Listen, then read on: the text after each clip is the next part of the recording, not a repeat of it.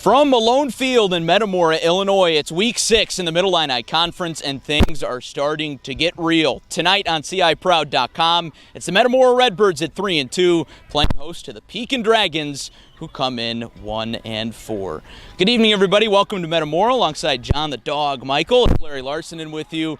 Glad you're with us. And John, the stakes here are pretty simple. Metamora is through the toughest part of their schedule. They're coming off a big win last week over Canton. Meanwhile, Pekin, their backs are against the wall. This is a must-win game for them. Yeah, starting with Metamora, obviously you mentioned a couple tough games, brought them down to 2-2, rebounded last week with a big 53-7 win over Canton, and they're trying to just stack wins at this point, build momentum towards the playoffs. It's coming sooner than you expect, ladies and gentlemen. Pekin, on the other hand, talking about playoffs, this is a playoff game for them. They're 1-4. They can't afford to lose anymore, otherwise their playoff hopes are probably going to be dashed. So this is a must-win game, as is every game for the rest of the season for Pekin. You mentioned Metamora put up over 50 points last week. That offensive attack starts with their run game, and it starts with their quarterback, Nick Rhodes. Yeah, Nick Rhodes is almost kind of shades of Caden Hartnett from last year from Metamora. Dual threat quarterback, can run the ball very well, can also pass it. He had 97 yards and 3 touchdowns against the Little Giants last week. You also see Jadon Cranford, the starting running back. The Metamora Redbirds put up 297 yards on the ground last week. They had 4 players that ran for over 50 yards. Anybody can hurt you on the ground for Metamora. So while Metamora has a strong run game, Pekin needs to match that with a strong front seven, and it starts with Isaac Thomas. Yeah, Isaac Thomas, the middle linebacker for Pekin. He got injured for a little bit of last week's game, had 5.5 tackles, and then came back in the fourth quarter, had a rushing touchdown as well. Don't know if we're going to see him on offense as much, but on defense, he's going to be counted on big time to contain Metamora's offense and hopefully under maybe about 20-30 points. Well, it's Hall of Fame induction night here in Metamora. This is a town that's so proud of its rich history, especially on the gridiron. Redbirds looking for a Hall of Fame effort tonight. We've got kickoff next.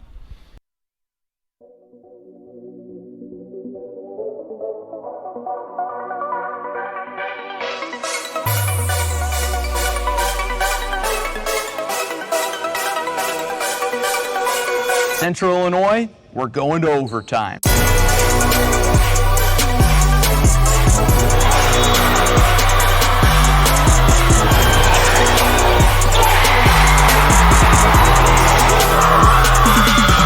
After 4 years of preps coverage in Central Illinois, Clip Sports Media is ready for a new era. CSM Overtime. What is CSM Overtime? We're going beyond the broadcast to give you in-depth coverage of your teams, Your stories. Your stats and standings. your highlights and action shots. With your subscription, you'll get to see news and feature stories from all sports, up-to-date stats from around the area, and thoughtful analysis from our team of experts. As for our broadcast and social media coverage, it's only getting better. With your support of Clutch Sports Media Overtime, we'll continue to grow our free broadcast coverage with more sports, more games, and more innovation. And thanks to our partnership with Too Efficient Media, your social media feeds will be filled with Central Illinois' best sights and sounds. CSM Overtime will also give you access to full galleries from some of the most talented photographers and videographers in our region. As the new season approaches, it's time for more. More action. More stories. More coverage of all Central Illinois sports. It's Clutch Sports Media Overtime.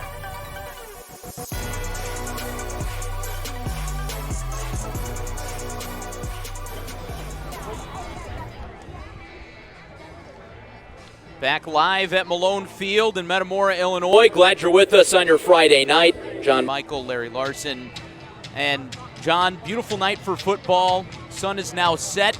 It's a little unseasonably warm these days as you get a look at the temperature there. 68 degrees, 6-mile-an-hour breeze. Sounds perfect to me.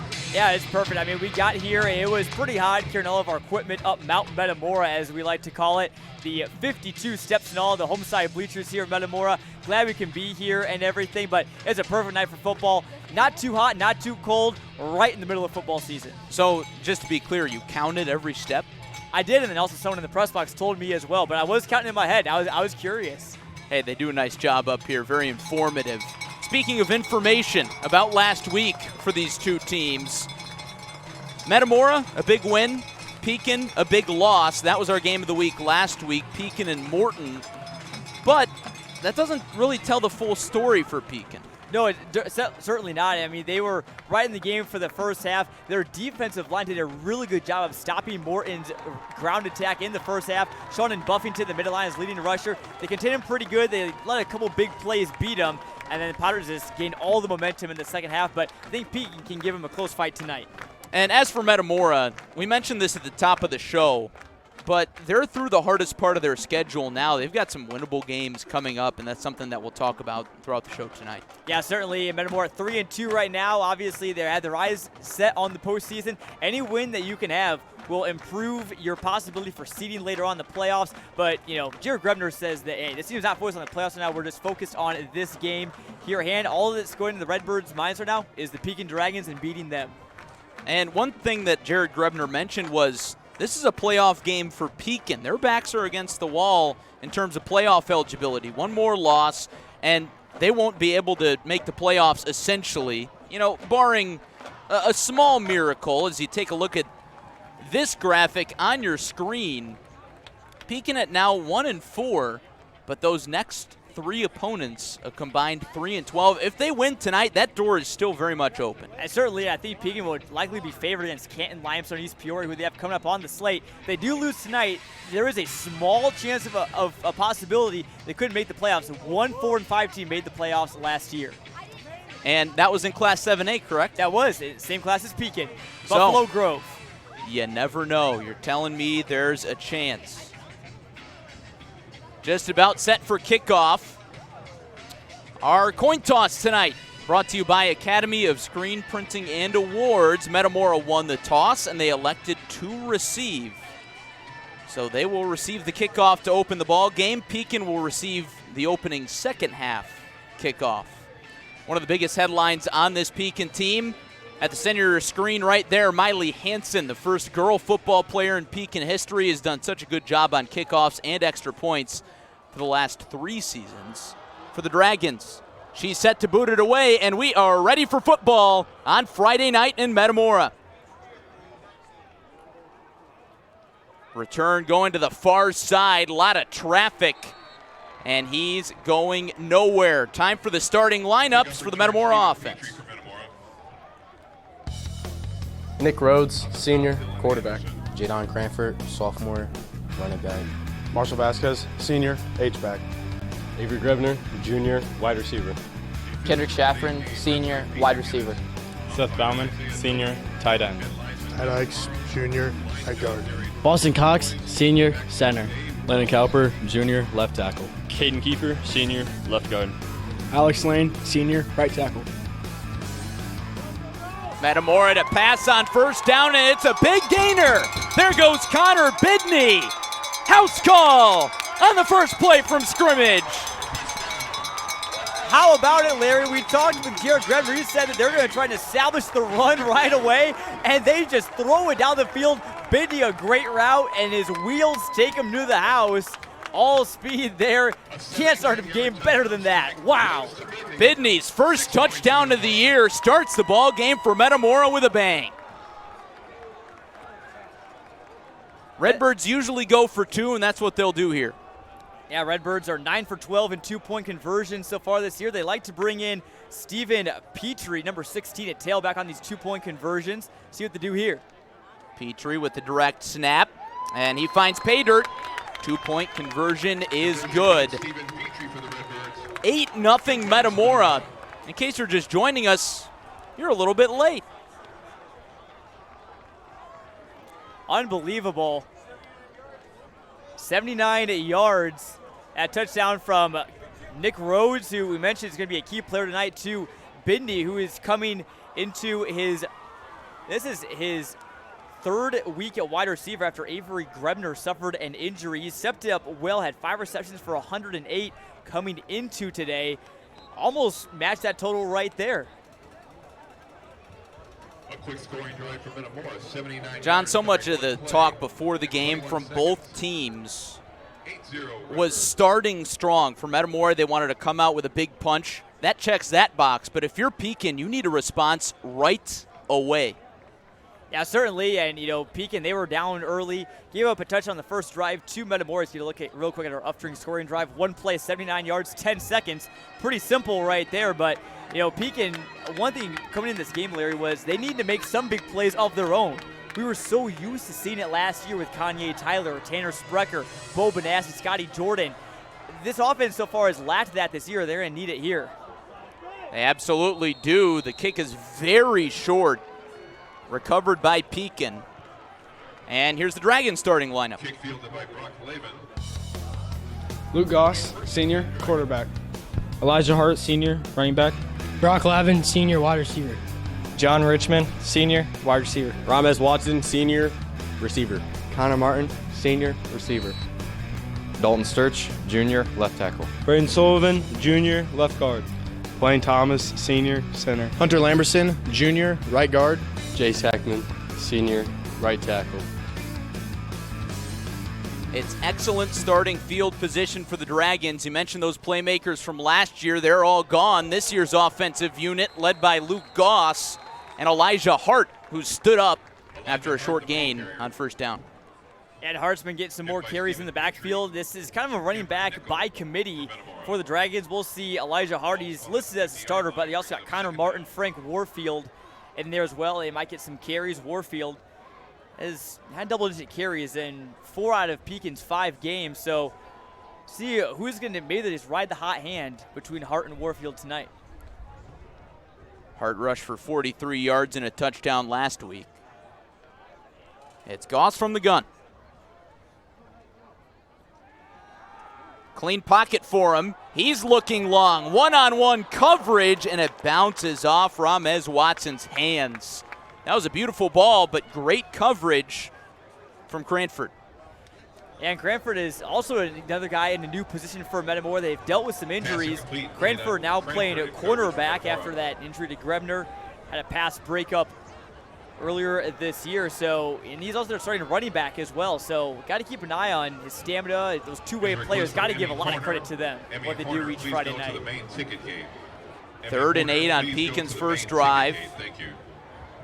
In case you're just joining us, Metamora scored on the very first play from scrimmage tonight. On a passing touchdown from Nick Rhodes to Connor Bidney. Ball on the 50. Man in motion is Martin. It's a reverse jet sweep. Hart looking for the corner. Now he's going to reverse fields. This play is far from over. Hart wrestled down just short of the sticks. Doug Nutter pulling out the trick play a little bit.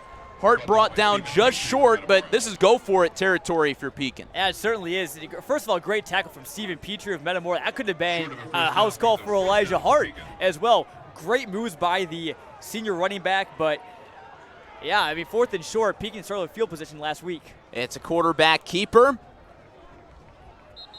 It looks like it's going to be close. Looked like Goss got some forward progress, but he was pushed back, and it is a first down. Pekin moves the sticks.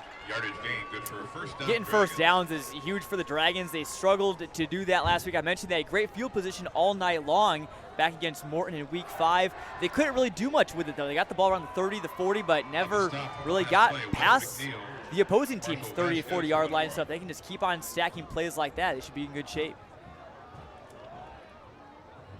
Ball now across into Metamora territory. John, one thing to watch tonight is Pekin's passing game. It's one thing they just haven't gotten going this year after quarterback Scotty Jordan graduated after being a two-season starter. They keep the ball on the ground there. It's a short gain. And it'll be 2nd and 10. And we talked about Pekin's front 7 in the open. Metamora's got a pretty good front 7 as well. They go a 3-4 front with Beagle, Sloan, and Dykes. For those, a group of 2 seniors, Dykes being the junior. They're going to have, obviously, a lot of importance on them tonight. Pekin likes to run the ball a little bit more this year. They play well. I think Metamora should be in good shape. Nice stop there on 1st and 10. So officially no gain. Goss with 2 backs beside him. Back to pass. Good protection. Throw over the middle into double coverage. Batted away from Connor Martin. No flags. Third down coming up. That was a ballsy throw there from Goss, and last week we saw him throw 2 interceptions. Both of them were kind of passes that floated in the air. That one had a little bit more zip on it, but I'm sure that one had everyone on Pekin sideline holding their breath, hoping that it wouldn't be a touchdown. Looks like we may have a holding call, Larry. It is indeed holding against Metamora.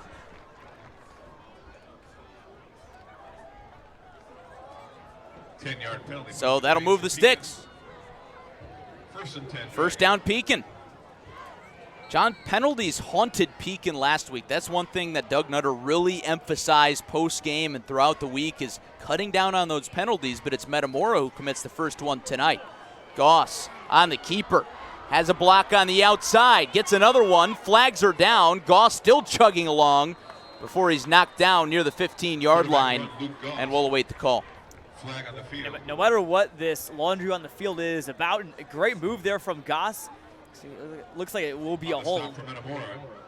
Goss, maybe not the most mobile quarterback in the Illini, but showed his wheels there again. I like the creative play calls from the Pekin sideline right now to start this one. Holding the call against Pekin. It's going to be a holding call against Pekin. John, it looked like maybe it's a little too much grabbing as Pekin tried to set the edge there. Brock Lavin at wide receiver trying to throw a block. Looked like he might have helped. And that'll be a spot foul, so that's 7 yards ahead of the line of scrimmage. They'll move it back to the 35, so it'll be 1st and 13. You don't see those too often, but you get it here.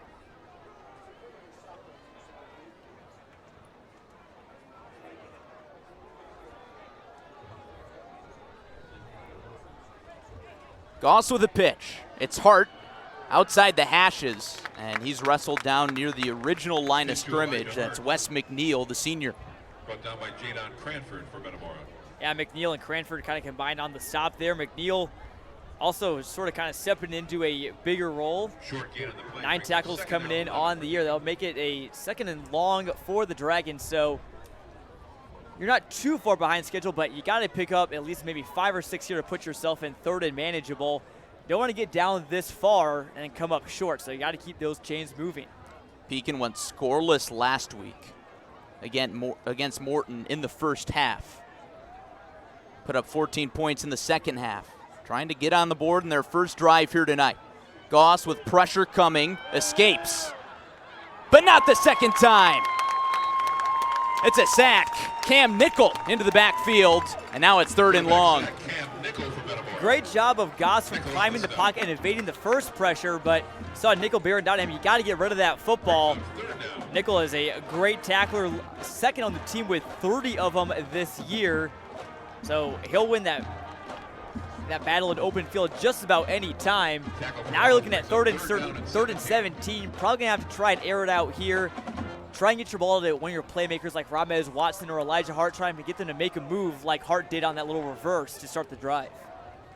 Metamora's head coach Jared Grebner mentioned that Cam Nickel, one of the leaders on that defense that's lost some guys due to injury, especially here lately. Empty backfield for Goss.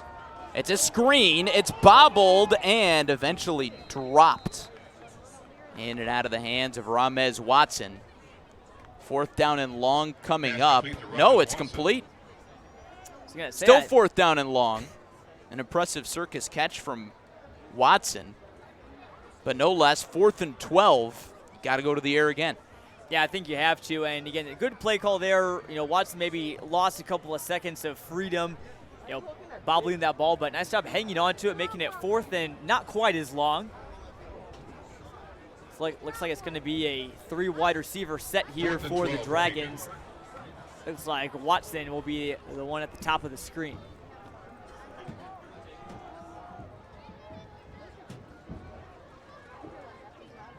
Goss with the rollout. Throws towards the sideline, has an open man. It's complete to Richmond to move the chains. How about Luke Goss airing it out on the first drive? Goss has looked really, really good on this drive, rolling with the punches after getting sacked. 3rd and 17, could have quit, could have thrown a bad ball. Finds Richmond on the comeback route. That's one of the most popular routes in high school football. There is a flag down. It's a hold against Pekin that'll bring it back. Flags haunting the Dragons again, and now they're going to punt. Calling the call against the Dragons. That's a backbreaker, plain and simple. No way around that for Pekin. Goss with one of his better throws I've seen in the last 2 weeks. Great route from Richmond, good protection from the offensive line. All for naught, though, and Pekin is going to have to punt it away and hope that they can pin him deep. So Metamora will get the ball back, already leading by a score. They scored on the very first play from scrimmage. Pekin can't quite cook up a response. Goss is the punter, sends it deep. Cranford lets it bounce, rolling towards the 5, and it's down to the 6. Strong punt from Goss. Let's take a look at the starters for the Pekin defense. 38 yards of the punt. Down near the 6-yard line. It'll be Metamora's ball. Ty Dykes, junior, defensive end. Adam Sloan, senior, nose guard. Sam Bagol, senior, defensive end. Gavin O'Loughlin, senior, linebacker. Marshall Vasquez, senior, linebacker. Cam Nickel, junior, linebacker. Flag on the play. Avery Grebner, junior, corner. Mark Frederick, junior, corner. Brad Schock, junior, strong safety. Shea Seals, junior, safety. Stephen Petrie, sophomore, safety. Oh, there you got to know the Metamora defense who just came up with that nice stop, thanks in part to a few penalties on Pekin's offense. Metamora sends the offense back out there. We saw a pass over the middle from Nick Rhodes to Connor Bidney. 72 yards to the house on the first play from scrimmage. They'll keep it on the ground for the first play here. Gain of about 4 on first down. That's Evan Kyle, the 5'10 junior, who's emerged as a player in the backfield for the Redbirds lately. Yeah, and the reason why he's been playing a lot more has been, he's been a pretty good runner, averaging about 5 yards a carry, but also with Cranford playing more cornerback due to the Grebner injury, that moves Kyle up the pecking order a little bit, and he can get some more carries as we see more laundry on the field.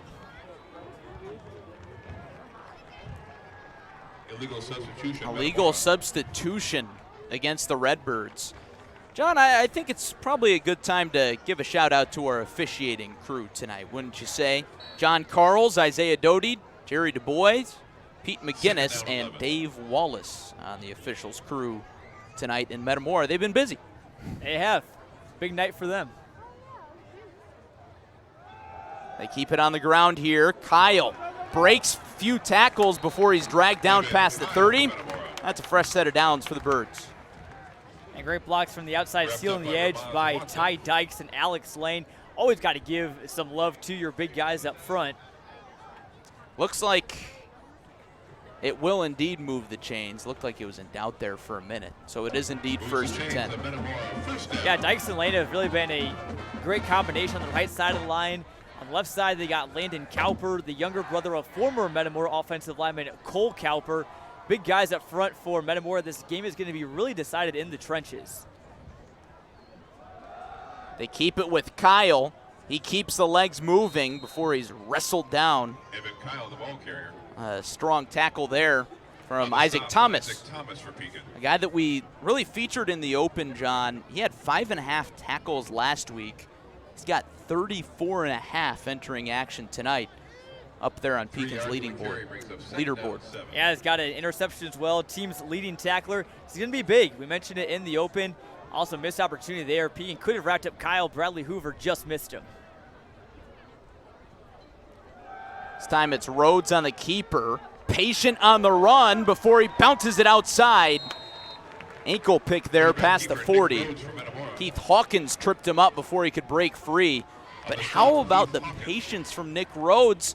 He took about 2 beats to kind of look left, look right, and then take off. Yeah, well, we'd be a little patient before the start of this game, Larry. The JV game ran a bit long. We hit air a little bit later than we expected because of that also a very big night in Metamora Hall of Fame induction night as well. But I love the patience we've seen from all these players. We've seen Rhodes a little hesitation, finds first down. Man in motion is Sam Bagol, the tight end. Here's Cranford. Has a gap, trying to wrestle away from Watson, but not before sticks move. Jadon Cranford, the star sophomore, got some good action as a freshman last year. But, John, you mentioned that with the emergence of Evan Kyle, because Cranford has had to play both sides, he's kind of taking a step back on offense. A bit, and it's certainly not because Cranford is not as good or anybody or anything like that. It's just you got to conserve your body, especially for a playoff team like Metamora usually is. Got to stay fresh down the stretch. Kyle gets the carry. Another tackle from Ramez Watson. Second short coming up. Yeah, and back to Cranford, I mean, again, just a sophomore. Really, you don't see too many sophomore starting running backs in the Mid-Illini. By the time that this guy's a senior, he's going to be running all over everybody. So Metamora's got a good one. They also got, Kyle's a junior, Stephen Petrie's a sophomore, Mark Frederick's a junior. The Metamora ground game is in great hands for the future. So much of that starts up front. Of course, you got to credit Ty Dykes, Landon Cowper. You mentioned those names a few moments ago. Metamora's only 3 starters on offense from last year are all on the line in Boston Cox, Dykes, and Alex Lane. Cranford doesn't have much space, but he keeps the legs moving to move the chains. Larry, one thing I've noticed so far in this drive is, Pekin has been winning the first part of the play. They had a couple plays ago, Hoover almost racked up Kyle for a big TFL. Looks like they're going to wrap him up and make it 3rd and short. But Metamora just keeps on playing till the whistle, getting big pushes, being patient, like you said. And, even when in the face of adversity, when it looks like they're going to be tackled for a short gain, they find a way. Like you mentioned and Jared Grebner mentioned, this game is going to be won in the trenches. Pekin with some defensive subs rather. They bring in Hudson Nutter from the sideline. Kyle stuffed up front. It's Pekin's front that wins that battle. Evan Kyle, no gain for Metamora. No gain, 2nd and 10. That's a big necessary stop for Pekin, and we mentioned the key for them last week in our broadcast against Morton was to stay ahead of schedule on down and distance, and obviously keep their opponent behind. They do so there. Can they come up with a big play here just before the end of the first quarter? Cranford and Kyle in the backfield with Rhodes. Cranford shoots right up the middle. Tripped up at the nearly very last second by a Pekin linebacker. John Richmond coming up from the secondary to trip him up. Under 20 seconds left in this first quarter, and it looks like Metamora will let the clock expire. Early action in this first quarter. A quick strike from the Redbirds offense. Nick Rhodes to Connor Bidney for 79 yards. It's Metamora 8, Pekin nothing on CIProud.com. They're selling as fast as they arrive. Just listen to Lee. I looked everywhere for my 2024 Chevy Trax. I'm from Indiana, and I drove right over to buy it. Such a smooth and simple process. That's the Bob Grimm way. Michael's Italian Feast, home of the best subs, pizza bread, grilled cheese, and Italian beef fry. The best pile-high subs and hot sandwiches in Central Illinois. And no one has better homemade, always fresh from the oven bread. Michael's Italian Feast. Tonight's Mid-Illini cheer.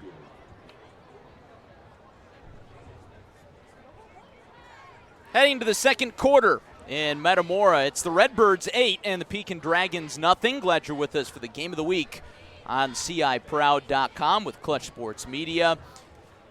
We're going to mention this a number of times tonight, John, but Pekin's backs are against the wall. Must-win game for them tonight. They're at 1-4. You need to be at least 5-4 to be playoff eligible in the state of Illinois. Yeah, this is a big win game for them. They're going to play tonight's game like there's nothing to lose, because there really isn't. I mean, if you lose tonight, then after the best season in school history, you're probably missing the playoffs this time around. So they have got to give everything they have in the tank.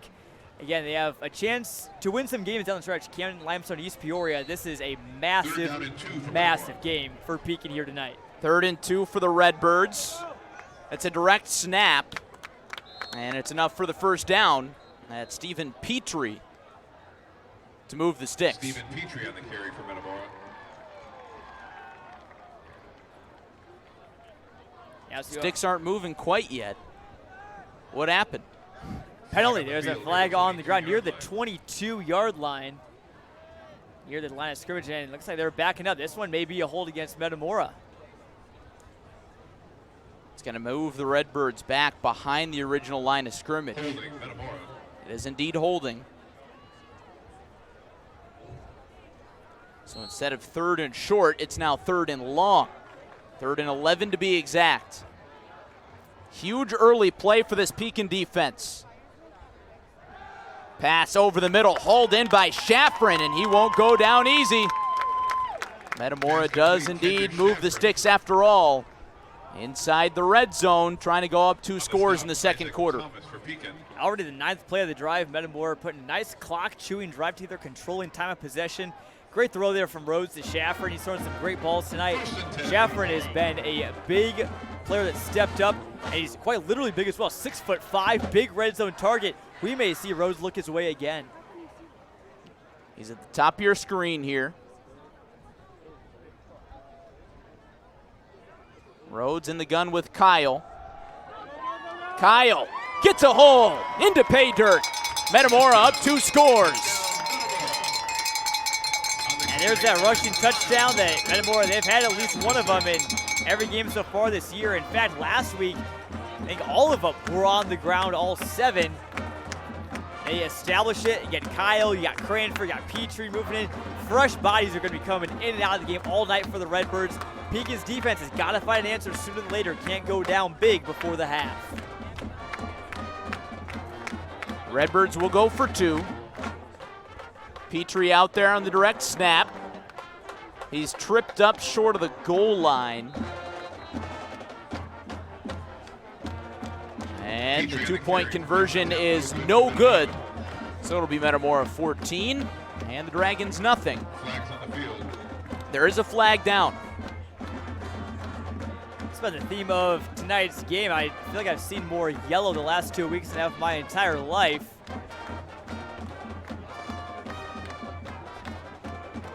Penalty against Metamora, and now a personal foul against Metamora.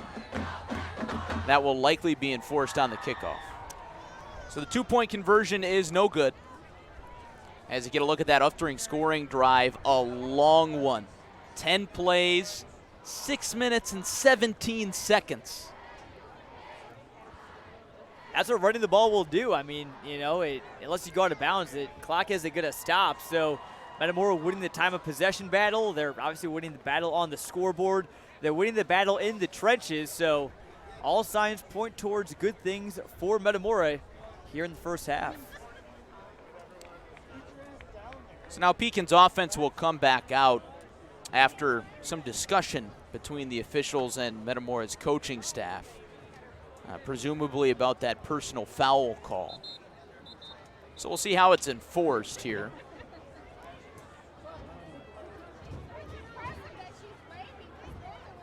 Well, we've got a moment. Go ahead and give us a visit, clutchsportsil.com, and check out CSM Overtime, our newest venture to bring you the most in-depth coverage of prep sports in Central Illinois, Peoria, and Bloomington Normal. Some great golf coverage on there recently, John, as we're well into the golf playoffs now. Yeah, hard to believe. I mean, end of September, golf postseason roll around. I was able to pop out to 2 different tournaments, talk to some players, some coaches. We had lots of great content coming out on CSM Overtime this week. A feature on a 4-sport athlete from Peoria Heights, Finn Heath, who plays basketball, baseball, football, and golf. Lots of other great features, P&D, soccer as well. Lots more stuff coming as well. Go in, head and check it out. clutchsportsil.com/overtime. So the personal foul is indeed enforced on the kickoff. Watson hauls in the return. A little friendly fire as he was looking for a block. Instead, he got blocked by his own teammate. He's down short of the 40. If I'm Pekin, I want the ball in Watson's hands a lot more. Obviously, you have Elijah Hart, the playmaker. Luke Goss has really been getting it done. How much can Pekin establish the run game on this drive? And obviously, Goss showed he can throw the ball, but they don't want him to throw it too terribly much. And can their offensive line get some big holes up the middle? We'll see. John, if you're a Pekin fan or maybe on that Pekin sideline, it might be easy to feel like you're in a big hole here. But if Pekin can march down the field, get a score, maybe chew some clock, it's important to remember that they received the second half kickoff. Here's Hart on the give on first down, and he's brought down in the backfield. Sam Bagol was there, as was Cam Nickel. On the stop, Sam Bagol. Yeah, Bagol's a big senior for the Metamora defensive line. 19 tackles on the year. He's made some big plays as well. Forced a fumble, had a couple sacks, some tackles for loss. Make it another one there, 2nd and 12. Yeah, the microscope is really on Pekin right now. Plays like this may not think it's that important, but you got to keep this drive alive. You got to try and score to keep yourself in the game.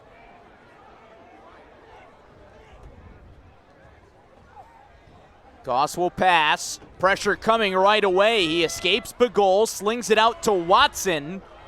He breaks one tackle and carries another tackler down to the 45. Gets a good chunk of yardage there. 3rd down and medium coming up. Hermes Watson making something happen. Again, you said get the ball to your playmakers and let them do something. Watson did it there. Pekin doing a nice job of breaking tackles tonight. See what they can do here on 3rd and 4. Really opens up the playbook. They can find a wide receiver screen. It's pretty safe, low-risk throw. Where they may just go up the middle. Looks like it is Hart in the backfield at the moment alongside number 44, Connor Martin, to Goss's left. Martin moves in from wide receiver. Goss escapes the pocket, has plenty of green in front of him. He slings it out wide, and it's picked off by Cranford. He tiptoes the sideline. He stays in bounds, and it's a turnover. Cranford's first interception. Metamora gets the football right back. I think it's excused if Cranford doesn't get as many carries on offense, and he's making plays like that on defense. Huge for Metamora at Pekin. The same spot as they were last week. They were down 2 scores, still in the game, but a turnover killed them right before the half. Obviously, we have a little bit more time now before the intermission. Goss, I think he could have trusted his legs there. He had some wide open turf to run and instead threw a ball that Cranford just made a great dive on. Cranford right back out there in the backfield beside Nick Rhodes. Rhodes back to pass. Looked long. He's escaping pressure. Throws towards the sideline. It's a jump ball. And it's incomplete. Pass incomplete for Metamora. Some footballs, when they're in the air tonight, it's anyone's game. Rhodes obviously trying to get that one out of, just throw it out of bounds, but he's just going across body, I believe. Makes it a little bit harder to put some oomph on that ball.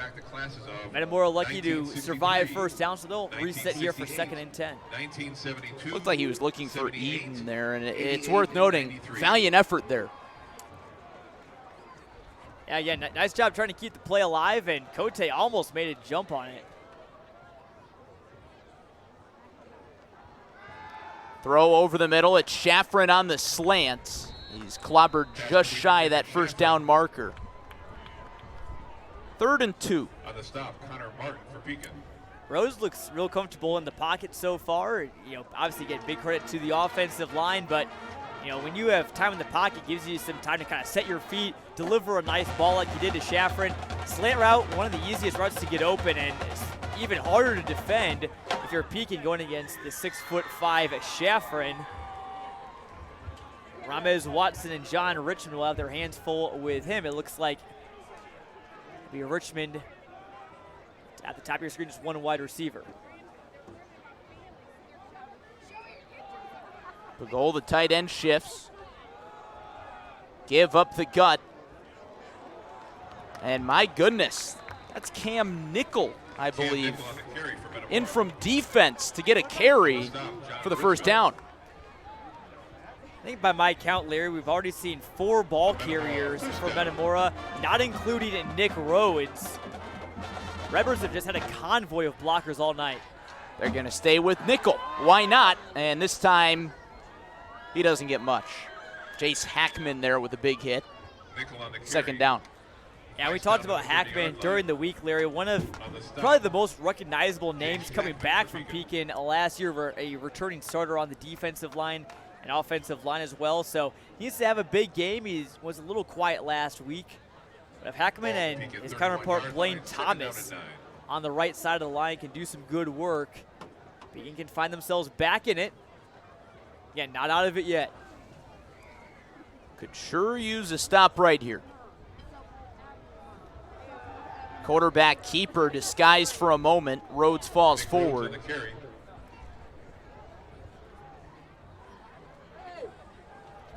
And again, third down and medium coming up. Pekin has struggled to contain Metamora on situations like this in the first half.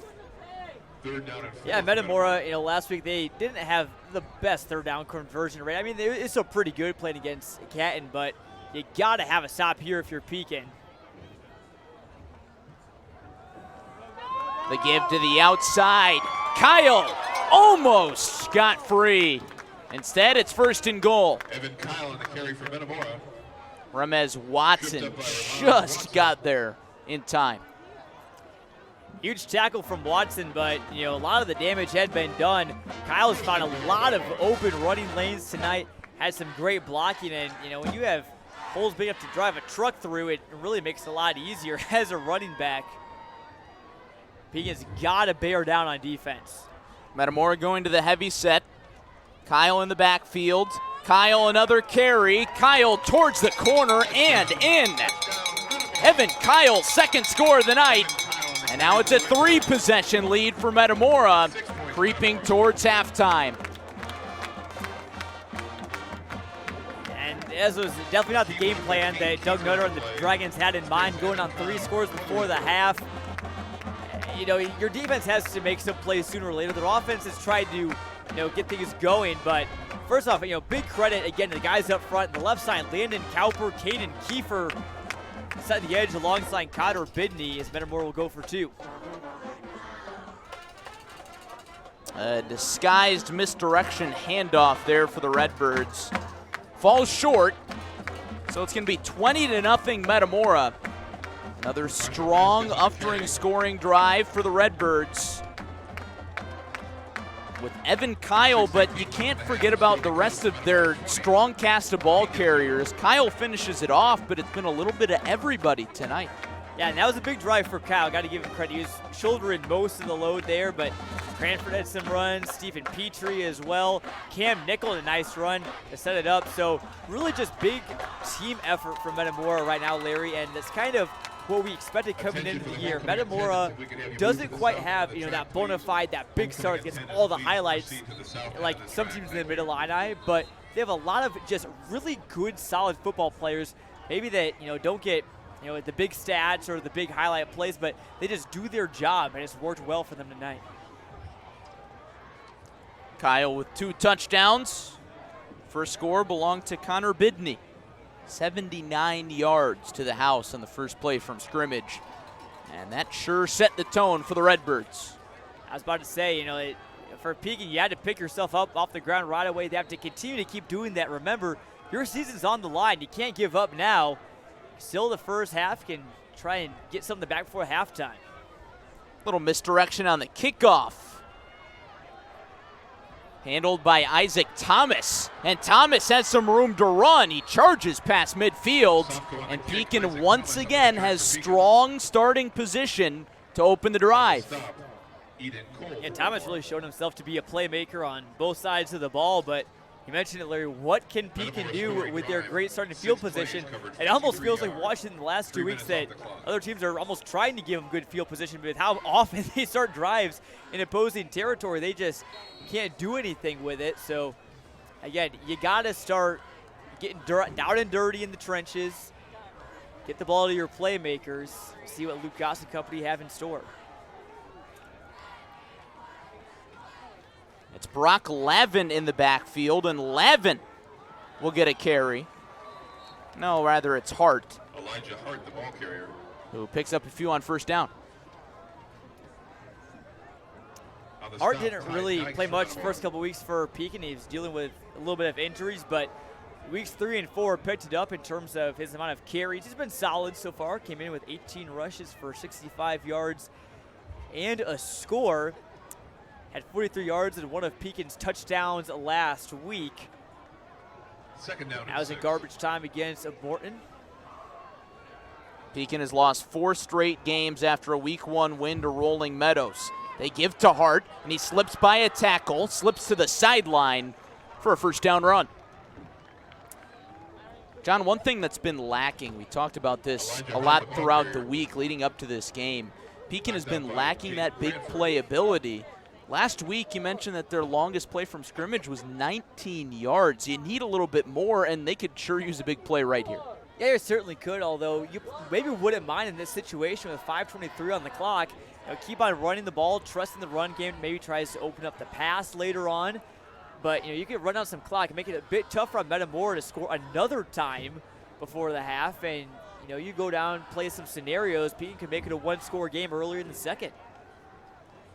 They keep it with Hart, and he stumbles down. He almost wrestled out of another tackle there, but could not escape the grasp of Ty Dykes. Hart running with some anger here in the second quarter. Yeah, he is, and probably trying to, thinking, hey, I got to uphold the legacy of Kanye Tyler and Tanner Sprucker. Obviously, some big shoes to fill in the Pekin backfield, but again, he knows, and all these Pekin players know. You don't have to tell him, even though we've said it multiple times in the broadcast, sound like a broken record, but their playoff hopes are on the line. You got to just give it your all. Nice run from the senior. Goss slings it wide, and it's incomplete. Threw it a little bit behind Brock Lavin. And that one not quite on point. Tried to just get him on the quick slant. Great coverage. And it looks like from Jadon Cranford up at cornerback. He's had a great game so far. Has some nice runs. The interception earlier. Maybe an early contention for player of the game, but we still got lots left. Another passing situation for Luke Goss. It's a quick pass, and it's complete. Another one to Isaac Thomas, emerging as a two-way power for Pekin tonight. He moves the chains. Yeah, and Thomas and Watson are both lined up in the slot. Didn't really have anybody on them right away. Metamora playing some zone coverage there. And, Goss probably noticed that and knew that, hey, if I can get him to him quickly, there's going to be no one within a 5-yard radius to make a tackle. So get out to him quick. Just have him just fall forward to get the first down, keep it moving. Just outside of the red zone. It's a place where Pekin hasn't been a lot the last couple weeks, but certainly could use a successful trip here. Thomas gets the carry, he runs into his offensive line and dives forward for a short gain. Elijah Hart coming back on. Ty Dykes on the stop. And looking at the clock, Larry, again, Pekin is probably going to try and use this to their advantage. You got to take anything you can get at this point. They keep it on the ground, keep the clock moving. If they can maybe get a first down without scoring a touchdown, that could bring the clock down even further. Make it a lot harder for Metamora to score. At this point, Pekin probably doesn't want to give Metamora the ball back. Probably not. I think you want to go back to the drawing board, get back in the halftime locker room in terms of how we're going to stop this Metamora ground attack. It's been the story of tonight's game, aside from that long bomb to Bidney to open it up. Hart has nowhere to go. Ball carrier Elijah Hart. Wes McNeil in there to slam him down. Biggest third down of the ball game coming up for this Pekin offense in the first half. And you're at the 20 again. If you don't convert this, you could bring out Miley Hanson, but that's a long field. It would be 37 yards, probably around the brink of her range, and a field goal would still keep it a 3-possession game. It would help a bit, but Hanson does have a good leg. I don't think we've seen her try anything past about 30 or so. Mainly used for extra points. Goss is going to look long. Now he looks forward and sees the Metamora defense. It's a sack on third down. Fourth down coming up. And if you're Goss, you can't doubt yourself there. He kind of had Brock Lavin open on a slant route for a split second. I saw it for just a quick second. I'm sure Goss did as well. Just didn't quite pull the trigger. And before you knew it, the Metamora defensive front was right there in his grill, and this is going to be a huge play for Pekin. Not saying it's the ball game, but you got to get something to push the momentum in your favor, and they would give it right back to Metamora if they can't convert here on 4th and 11. We mentioned Pekin's 4-game losing streak. They have not scored in the first half since week 2 against Belleville East. They take a timeout, and all timeouts are presented by Fox Pub here on our Game of the Week with Clutch Sports Media on CIProud.com. Not surprising to see Doug Nutter use his first of 3 timeouts under 90 seconds to play in the first half. But John, again, even though Metamora is up 3 scores, if Pekin can convert here, they get that second half kickoff. If they can score again, put a little trust in their defense, who knows? Yeah, you never know, and, halftime things can really change a lot. I mean, as halftime locker room, I'm sure the tone will maybe not be, as positive as Pekin will have wanted it. But, I'm sure that, they're going to say, hey, we have 1 half left to play with our playoff hopes on the line. If that doesn't fire you up as a Dragon, you probably don't have a pull. So you got to just be ready to go out there and play, make some adjustments. I'm sure Doug Nutter and his staff, will certainly do that. They got a great group over there on the sidelines. But, it really comes down to the players on the field. They have to make the plays, and, so far they've gotten some good ones, but haven't gotten the big kahuna yet. 4th and long. Goss, plenty of time towards the end zone. It is incomplete.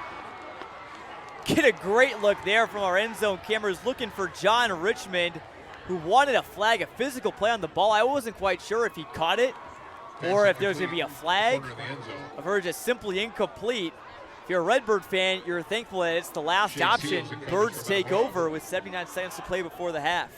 That was another good ball from Luke Goss. He's delivered a few of them. More strong coverage from Metamora's secondary, and they'll get one more crack at it before the locker room. Do you play it safe, or do you go for the big kahuna? Well, I don't know. I mean, I feel like the way that Metamora's been running the ball, their running plays could be the big kahuna. So that's kind of a, kind of a win-win situation for the Redbirds there. 3 wide receivers with, looks like Cranford in the backfield. I think they'll maybe go a short pass here, maybe a screen, see what they're thinking. Rhodes gives to Cranford. Runs into his offensive line, breaks a tackle, and picks up 8 on first down. Another patient run there by the Redbirds, and so timeout for the Redbirds. Presented by Fox Pub. Yeah, no, back to what I was saying, with Metamora's running backs and also Rhodes as well, really patient running the ball, trusting their blocks and their O-line. Cranford and Kyle tonight have reminded me a lot of what Le'Veon Bell of the Pittsburgh Steelers used to do. He would, one of the best running backs for a while back in the mid-2010s. His trademark is he would kind of get to the line, he would kind of slow down going into the line, kind of, goes against, common knowledge. You want to kind of speed up, run downhill. But Bell, whenever you get to the line, you kind of slow down, kind of survey real quickly where to go, and then kind of find the hole and go. That's what Metamora has done a lot tonight. We've also had some great blocks on the outside on some sweep runs. We talked with Redbirds head coach Jared Grebner before the season about Cranford, and he said almost literally the game has slowed down for him. When you're a freshman, you come in a little wide-eyed. Varsity football can be a little intimidating, but tonight we've seen that patience come into play before maybe a few bursts of speed. And again, he hasn't had any big kahunas to stick with that theme yet, but he's had some runs that have moved the chains and just kept things moving in a positive direction for the Redbirds. No Cranford this time. It's Kyle who charges ahead. It's going to be close to the sticks. Looks like the Redbird coach is yelling at the guys to get back to the line there. It looks like they're going to try and score, pick up the urgency a bit. Or at least get this first down. 3rd and 1. Under a minute on the scoreboard. They stay with Kyle, and he gets enough this time. Kyle, the ball carrier, brought down by 33. And one thing I think, for Metamora, if you're looking for something to get excited about down the stretch run, obviously some beatable opponents. We'll get into that later. But the fact they have two backfield mates makes it all more dangerous. Rhodes over the middle, incomplete. John, looking around where that football dropped, there are about 4 Pekin Dragons. There is a penalty down. As back near the line of scrimmage, not sure what it could be. It's personal foul on Pekin. As either after the play or roughing the passer, wasn't quite sure what it was, but again, Pekin, you got an incompletion there, but you ruin it with the personal foul. So pretty favorable drive looking for Metamora, given how much time is on the clock. They're on schedule to, maybe get at least in field goal range before the half if they can continue this. In high school games, special teams always a bit of an adventure. You'll probably see some deep strikes here in these last handful of plays in the first half. Yeah, Metamora is their kicker, Tommy Sopko, the sophomore. He's had 6 of 8 PATs this year, has not made a actual field goal, at least to our knowledge. Rhodes sticks to the left side. It's caught and incomplete. Shaffrin couldn't quite keep at least 1 foot in bounds. It was close, but it's 2nd and 10. Yeah, if Shaffrin maybe had the ballerina shoes, went on point to maybe kind of do a Santonio Holmes-esque catch like he did back in Super Bowl 40. Maybe could have had that one. Good effort there from Shaffrin to get another low-risk ball from Rhodes towards the sideline.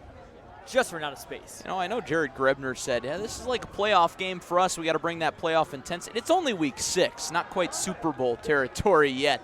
Bubble screen. It's Kyle, who stays in bounds.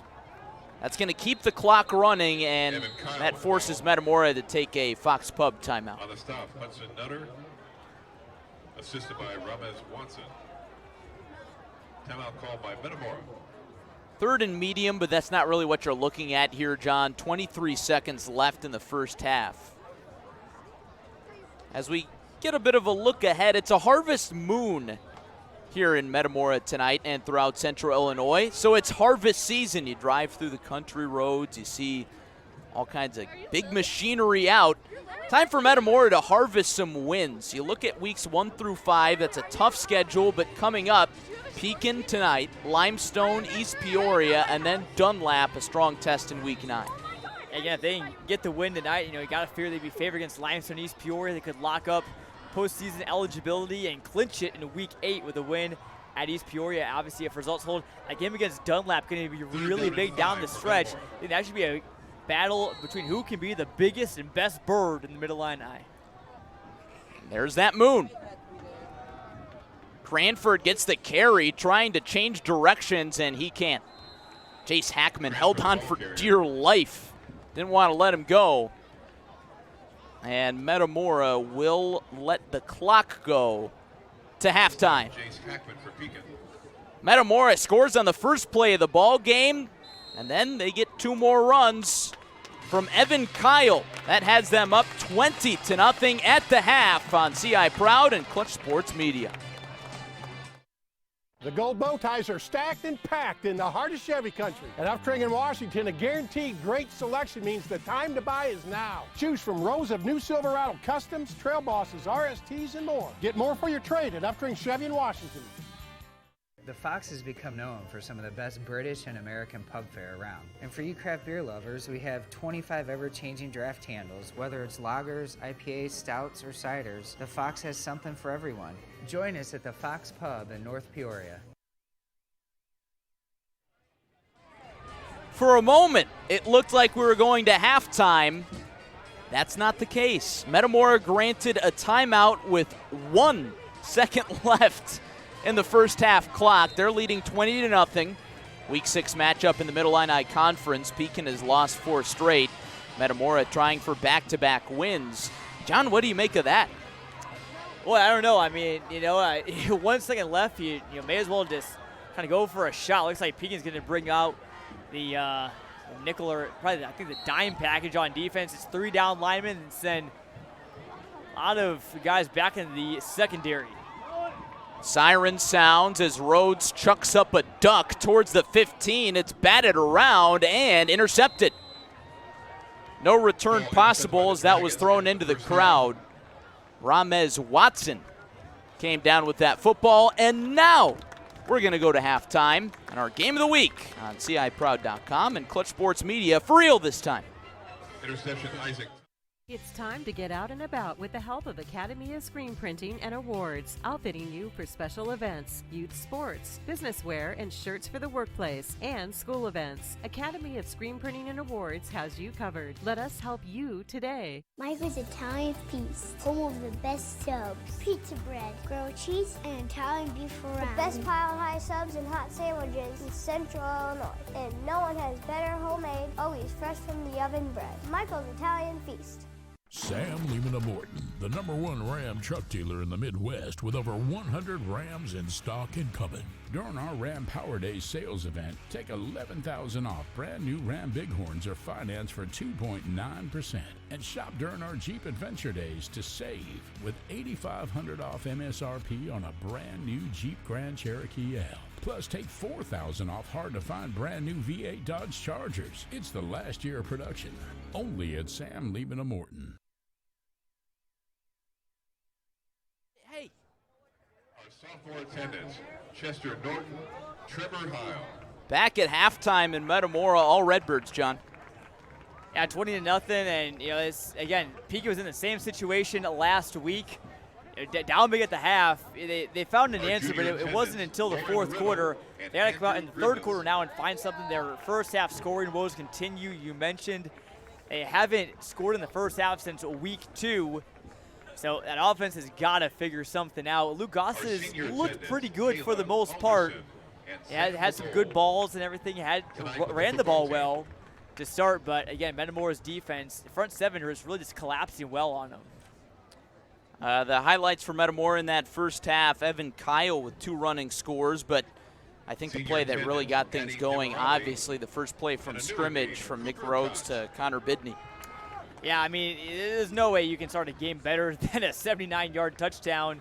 It was a pass. Again, I was fully expecting Metamora to come out that first drive, maybe, run, pass, run, something like that. Jared Grebner said, hey, we just want to run the ball, establish the upper hand in the trenches, and they've done that so far. It just wasn't right away like we expected. A great ball from Rhodes to Bidney, and again, senior wide receiver made the moves and put on the Jets. That just really set the tone, I think, for Metamora, gave them some confidence. For Pekin, it kind of put them on their heels right away. So they went to that passing right away, but since then it's almost been all passing for the Redbirds, rather all running for the Redbirds. And it really hasn't been Nick Rhodes either. It's been a good balance between Cranford, of course, Kyle, also Petrie in there. Metamora's had a balanced attack. Yeah, it really has. And, I mentioned, not only just with this game, but big picture. You look at Metamora, obviously, with, Limestone East Peoria coming up. Got to figure that, some of those guys like Kyle, Petrie, maybe Mark Frederick get some more carries and keep Cranford fresh. Maybe just keep him to a defense, not quite, but maybe almost like a defense-only role. Keep him fresh for the playoffs and everything. Obviously, Metamora still 2 wins away from clinching eligibility. They need 3 more to be in for sure. But as we mentioned, they look really good, and they're through the hardest part of their schedule. And the thing is, you learn from those 2 games. That's what Jared Grebner said. Obviously, you learn a bit from wins, but you learn more from losses. They took them earlier in the year, and they certainly have used that to their advantage. One thing that stood out for Pekin on the other side of the ball, Luke Goss has thrown some good balls tonight. He's been intercepted once, but it looks like Pekin's opening up the playbook a little bit. Yeah, again, in that first drive, we saw some kind of nice reverses. I don't know if they were really drawn up or not. Maybe just some broken plays. And, Hart, that had that first run, and he did a nice job of changing direction, getting those big plays. But, again, Pekin's had a couple nice little 5-6 yards gains, but sooner or later you need a big one to, A, give you some momentum, B, get you in better field position, and also C, keep you on schedule, because this Metamora defensive front they've been pretty stingy. They have allowed some big plays, but really not that much tonight for the Dragons. in the midst of a very elaborate halftime show here at Malone Field to celebrate homecoming week, I believe, here at Metamora. Very talented band out there, and I wonder what's behind that black curtain. But for us, behind our black curtain, a little bit of golf coverage from Jonathan Michael from Regionals here this week, just down the road at Metamora Fields. Yeah, it was fun going out to Metamora Fields, easily one of the best venues in the area. So the 2A regional, lots of local teams. We have a little video package coming up. I had a lot of fun at being out there. Appreciate all the hospitality out there. It was a tournament you couldn't miss. More from the 2A regional right here on CIProud.com. 3 teams and 10 individuals move on to sectionals. There's the group of the number 1 golfers. Let's start at hole 13. PND's Jack Coulter with a long putt for birdie down the slope. Missed it, but it was well judged. He would go on to tap in and save par to stay at 2 over. Irish are looking good down the stretch. Now, how about the next hole? How about this dart from Coulter on the par 3 14th? He'd make that for his second birdie in 2 holes. The Irish leading the pack also thanks to Dominic Corey, who was leading the tournament for a while but found the water with his second shot on 15. Chips on and makes the putt to go from 1 under to 1 over. Now Nick Eunice from East Peoria taps it in for par. The Raiders trying to jockey with Metamora for the 3rd and final advancing spot, along with this guy, Luke Martin from Eureka, who nearly chips in on the par 5 6th. The senior Hornet had 3 straight birdies in his round. He was dueling for individual title honors all day with Brooks Kluver from Clinton. Almost gets that one to go. He'd go on, tap it in, stay 3 back of Martin. Now to the 7th. Martin goes iron off the tee. His ball comes to rest against a rake in the fairway bunker, then hits his beauty into the green. He'd missed the birdie putt, but made par. How about that divot? A whole beaver tail. Now back up to the number 1 group. Connor Watson from East Peoria.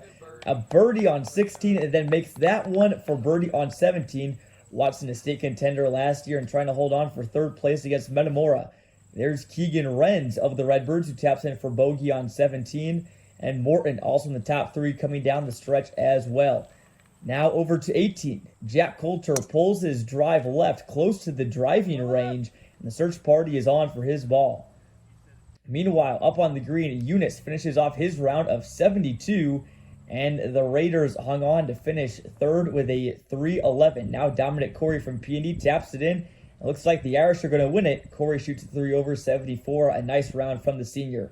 Here's Renz of Metamora from off the green and nearly makes a spectacular putt. The Redbirds fell short as a team, but Renz, Drew Ledecky, Drake Caldwell, and Ryan Teller advance as individuals.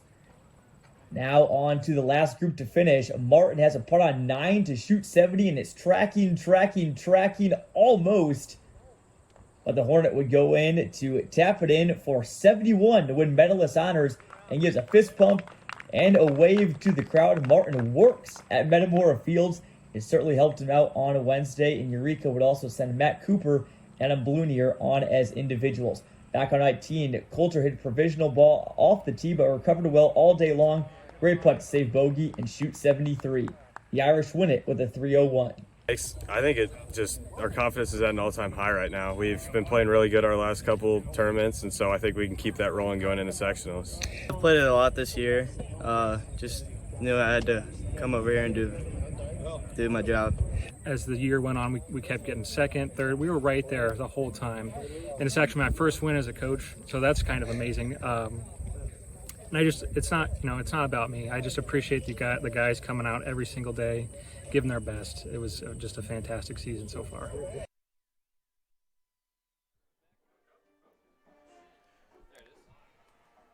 And welcome back to Malone Field, the halftime show underway. Jonathan Michael here in the booth alongside John Camosa, our sideline reporter, who was down on the field a little bit, taking in the first half of action. John, another strong first half for Metamora in 2 straight weeks. Pekin still in the same spot that they kind of were last week, too. Yeah, certainly, and we talked about Metamora earlier in the week on the podcast, John, how big this game was for them to get some momentum going forward in these next couple games. And talk about that start, 20 seconds into the first quarter there, Connor Bidney with a 79-yard touchdown. I mean, unbelievable. And then they go for 2-point conversion. Quick 8-0 lead from there. Evan Kyle with 2 touchdowns, both from about 20 yards out in the second quarter, and that's where we stand, 20-0. Yeah, certainly. And, again, I mean, what's been the vibe down where you've been? I don't know if you've been roaming around, been on the Pekin sideline, the Metamora sideline. What's the energy like down there right now? Yeah, been on the Metamora sideline. A lot of energy, a lot of intensity, getting their plays set on defense. A lot of players, pretty hyped up for this game, especially when you make some big plays, you get in that end zone. The defense really channels that energy from the offensive side, and we've seen that. Pekin had a pass from Luke Goss, almost caught in the back of the end zone here, but it was dropped. And then they've had a couple pass plays, one for a first down in the first quarter, but it was brought back due to a penalty, and then they end up punting. So they really haven't found their momentum on the offensive side with some costly penalties. Yeah, certainly. The penalties, they hurt them last week, hurt them a bit this week, although maybe not quite as much, but still a decent amount, more than you would like. John, I'm curious to kind of pick your brain here. Obviously, we saw Pekin struggle offensively in the first half last week and also again this week. What, in your opinion, do they need to do more offense? Do they, air it out more? Do they run the ball more? Something else? I'm curious to see what your thoughts are about that. Honestly, I wouldn't be opposed to them opening the bag a little bit. They're pulling some tricks out of it, and you don't know if that's maybe an end around, flea flicker, something to try to spark this offense. When you catch yourself in a hole like this down 20-0, you know that they're going to need some fireworks here in the second half. They know what's at stake here. They got to win these next couple games with that one win on the year. So, John, honestly, I would keep airing the ball out. They've had some big runs, but just ultimately Metamora's defense has prevailed. Certainly, and, defense is what's doing great things in the Mid-Illini this year.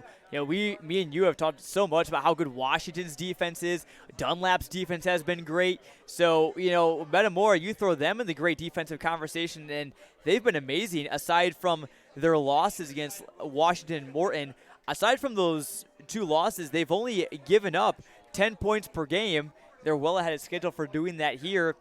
I'm curious to see also hear what your thoughts are. I think, Metamora's ceiling in the Mid-Illini, I should say, and I think is, could arguably be just as high as, Morton or Dunlap or Washington. Yeah, and the way Metamora started the year with 2 big wins, they moved themselves up into the state rankings. And then, John, when you look at those 2 losses as we come closer down to the end of the season here already at week 6, those are not bad losses by any means. Those are your 2 top teams in Mid-Illini, in Morton and Washington, along with Dunlap, who they'll meet later in the year. But, John, not bad losses at all. Metamora, they get this win tonight. If they can hold on in the second half in next week's game, you would assume they're the favorite in that, and then going forward. So Metamora can really find their footing here this season late.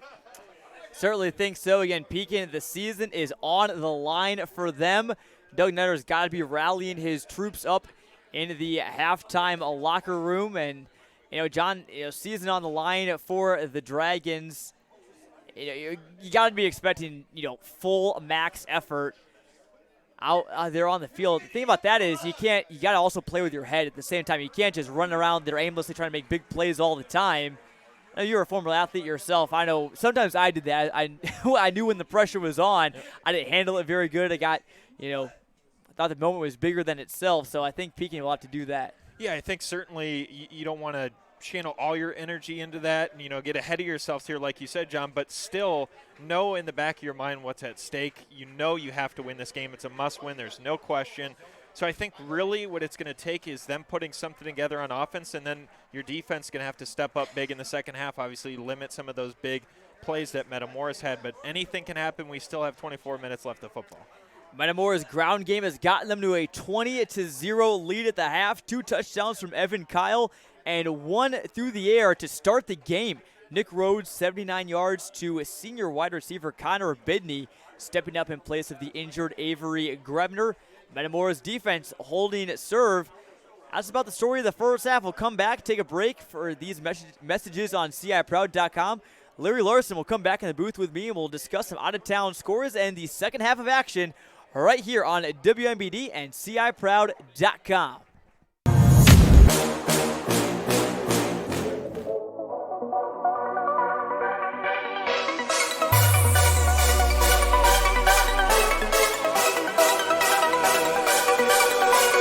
Central Illinois, we're going to overtime.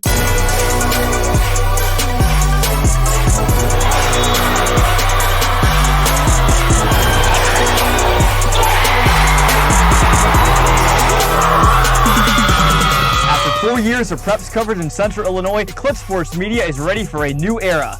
CSM Overtime. What is CSM Overtime?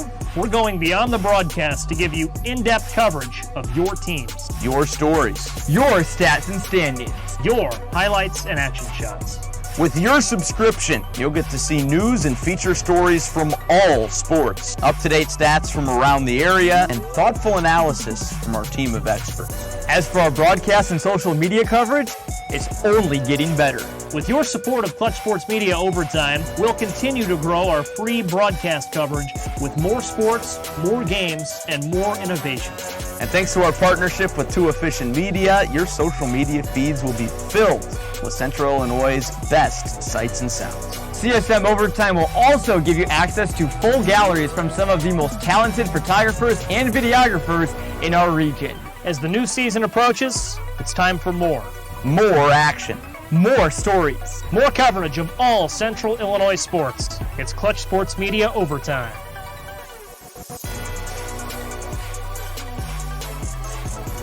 We won't be beat on price and we won't be beat on your trade. It's Jeep Adventure Days at Upton and Pekin with our best offers of the year on new Jeeps. Like 10 to 14% off MSRP on new Gladiators. That's right, up to 14% off MSRP at Upton Chrysler Dodge Jeep Ram.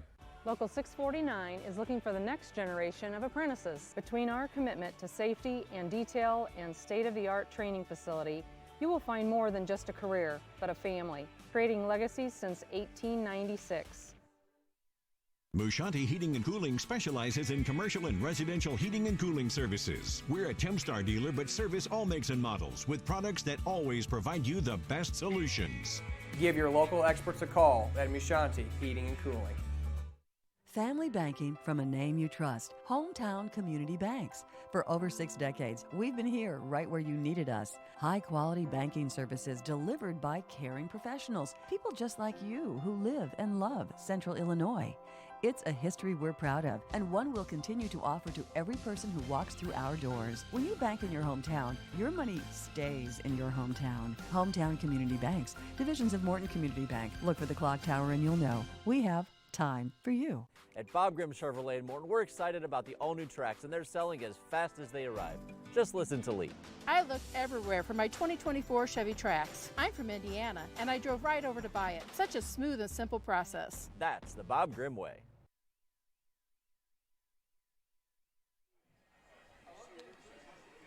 Welcome back to Metamora. It's 20-0 Redbirds over the Pekin Dragons. Week 6 Mid-Illini Conference action. Glad you're with us with Jonathan Michael, Larry Larson.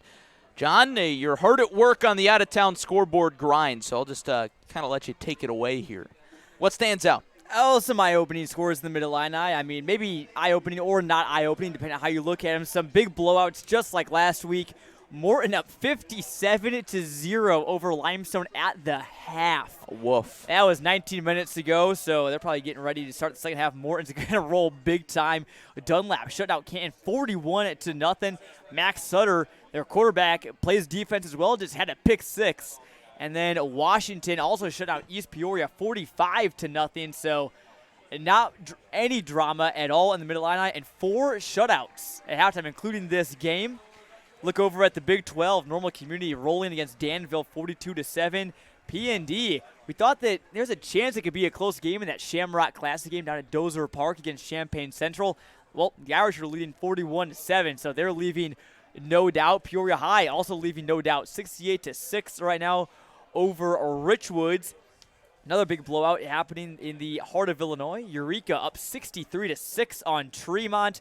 U-High up 67-6 on Urbana. My word, these scores are it's almost unbelievable. There are some close games out there. Princeville's down 26-20 against South Fulton.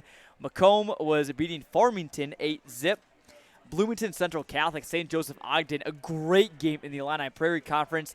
Big conference title implications. They're tied at 14-all. El Paso Gridley up 21-12 over Ridgeview Lexington. GCMS leads 34-14 over Fieldcrest. Those are all we have right now at the halftime break. John, did you mention our other game on ClutchSportsIL.com tonight? That is in the close game category. So if you're interested in watching the Tri-Valley Vikings, the number 2 team in Class 2A, and the DMAC Chiefs, get on over there. It's 21-8 right now, Tri-Valley, and they just intercepted the football with 9 minutes to play in the fourth quarter, but DMAC looking for a bit of a stunner.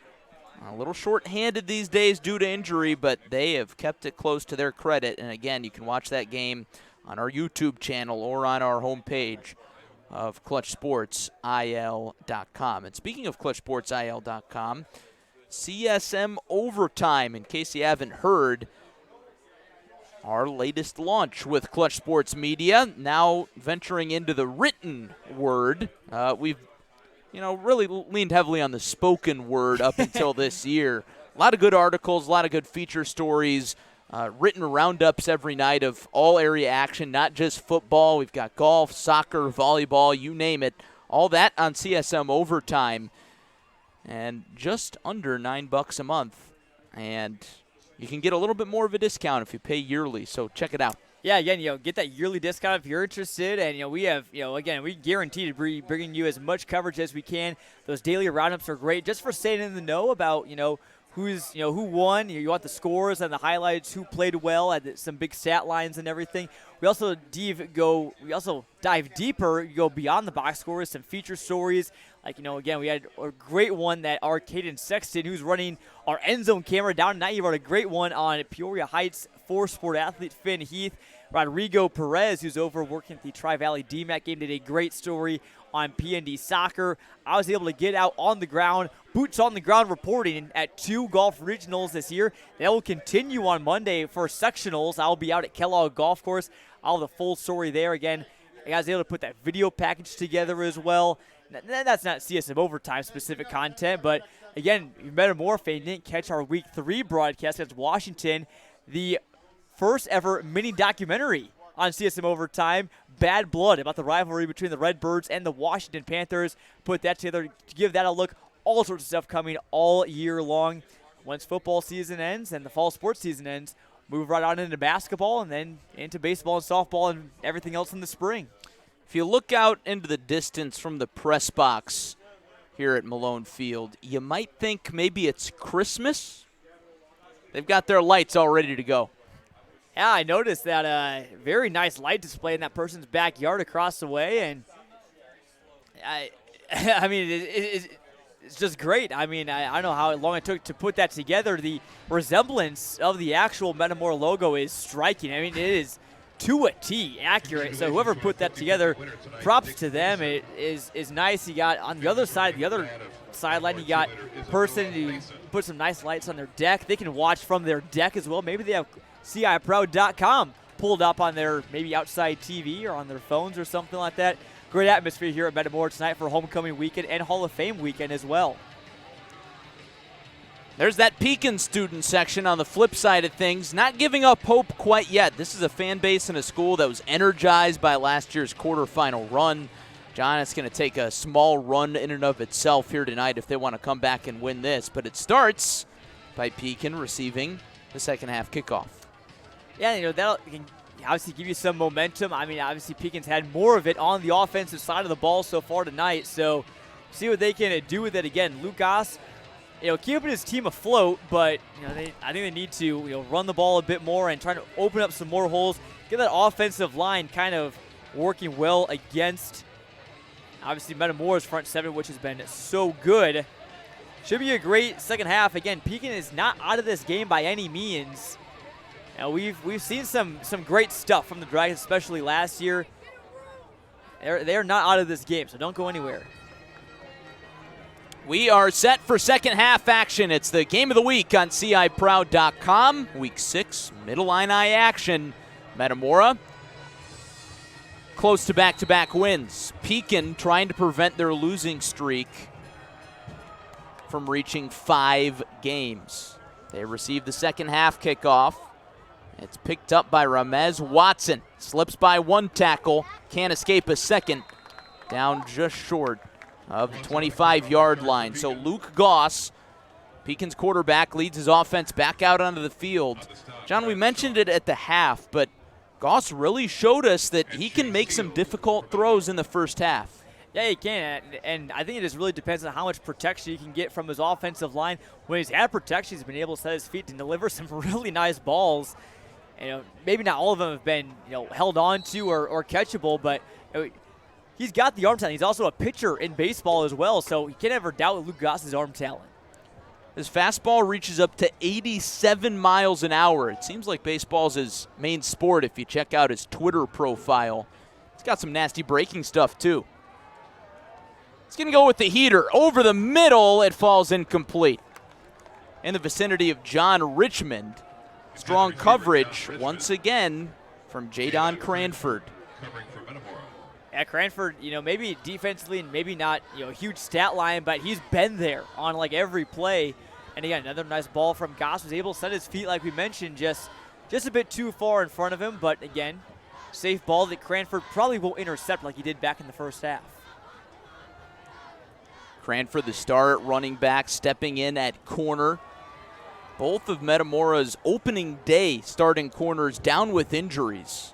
So Cranford, the sophomore, sliding in. He's near the top of your screen. Goss keeps it. Again, has a clean pocket. Off the pump fake. Throws it short. Another long throw for the Dragons. That was in the vicinity of Gabe Schwerman, the junior who's taken a number of snaps tonight. Not a guy who's been in the rotation in the last handful of games. So it's 3rd and 10. And I like those two play calls from Doug Nutter on the Pekin sideline, but the risk you run is if they're incomplete, now you're faced with a 3rd and long. You're deep in Metamora territory. You don't want to punt from here. If they have another incomplete pass here, do you consider going for it? I wouldn't put it out of the question if they can't convert here on 3rd and 10. You probably need a good chunk of yards right here. Hard count, and Metamora bites. On the far end of the line there, that was Wes McNeil. Got a little antsy. It's going to move Pekin closer to those sticks. So now it's 3rd and 5 instead of 3rd and 10. That makes things a lot easier if you're Pekin now. And great job with the hard count from guys. You saw McNeil trying to come in on the outside linebacker blitz there and try and get some blow past the Pekin tackles, but they paid the price. Now 3rd and short, can Pekin take advantage of it? It's Elijah Hart beside Goss. He steps up, throws towards Martin. It's incomplete. It hit the turf before Martin was able to haul it in. So 4th down coming up, and it's decision time for the Dragons. They will bring on the special teams unit. That's probably not a bad call. I mean, obviously you've struggled to stop Metamora on the ground. You need to kind of make them work for it a little bit more than just giving them the ball on the doorstep of the red zone. All three balls that we saw from Goss were in the turf, so he's got to get a little more lift on that ball later on here in the second half.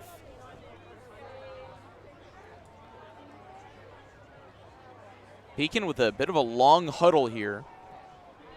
Luke Goss, in addition to being the quarterback, can also punt it. He had a strong punt in the first half.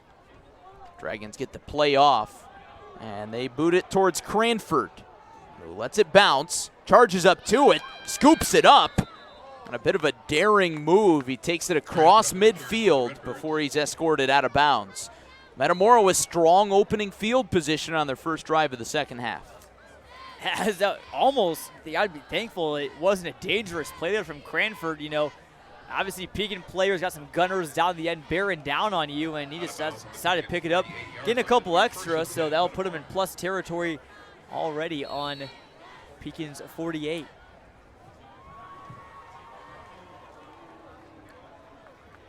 Pekin doesn't even take up 40 seconds on that first drive.